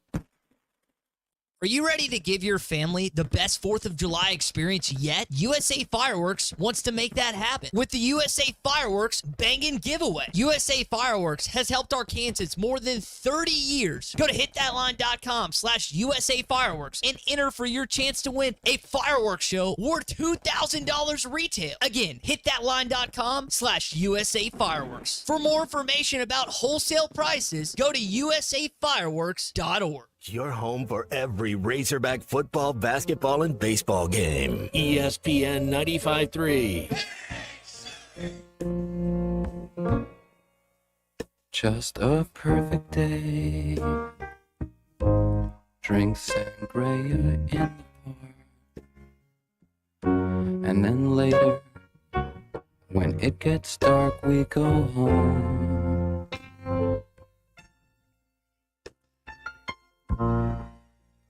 Just a perfect day. Feed animals in the zoo. Then later, a movie too, and then home. Make sure to follow Halftime on Twitter at HitThatLineAR and on Facebook and Instagram at HitThatLine. Call or text ESPN Arkansas on the McClarty Daniel Hotline, 877-377-6963. Now back to Halftime with Phil Elson and Matt Jones. And we can wrap up the show today with a couple of calls if we can get through it. We got about a 3-minute segment. Mike in Russellville is on the McClarty Daniel Hotline. Hey, Mike, how are you? Hey, guys. Doing great. How are y'all? All right. Thank you. Good. I wanted to touch on this Texas thing. I'm a really old Razorbacks fan. I am 64 years old, and I cannot believe another Razorback fan has not called in on this. This doesn't surprise me one bit that they announced today. Texas is nothing but a large percentage of them arrogant, egotistical buttholes. And all they're doing now is trying to grab the spotlight. These announcers tonight during this game will be having to talk about it. It's news. And if one of those Schlossnagel or Botello, either one, has been in contact and looks like they may be, I'd be ticked because all they're doing is pulling away from a national championship game that I'm trying to win, not only for these kids I'm coaching, but others. So I'm not sure. I'm like you. I'm thinking maybe they got somebody else, but it doesn't surprise me they announced today. They're that big enough of rear ends. Doesn't surprise me at all. You guys have a good day, and I'll hang up. Okay, Mike. Thanks, man. I appreciate you. I think you and a lot of Arkansas. We have plenty of people texting in that said the same thing. Cabbage Head will be our last caller today. Hey, Cabbage Head, take it away. Hey, you guys, I want to invite you a couple things, but we got about 3 concerts coming up, and you guys would be welcome to come address your fan base. If you just let us know, we'll be in Ozark at the fairgrounds on the 3rd, then down at Greenwood on the 4th, and then the mayor's party under the bridge at Fort Smith. And you find me, and if you're in the area, you probably got other plans for the 4th. But if you'd like to address the crowd with us, you'd be more than welcome. And I'll tell you, because Phil, your bumper music, you'd hear a lot of it when you hear us play. So anyway, number 2, did you guys watch that ball game yesterday with the girls, with the women? No, I was driving back from Mississippi listening to the College World Series game. Hey, we got like 40 seconds, so what do you want to hit on with the basketball game? I'll get off of here, but man, I can't believe the team that wouldn't want those 2 that were playing. That was a great game to watch, and I'll get off here. That's what it sounded like.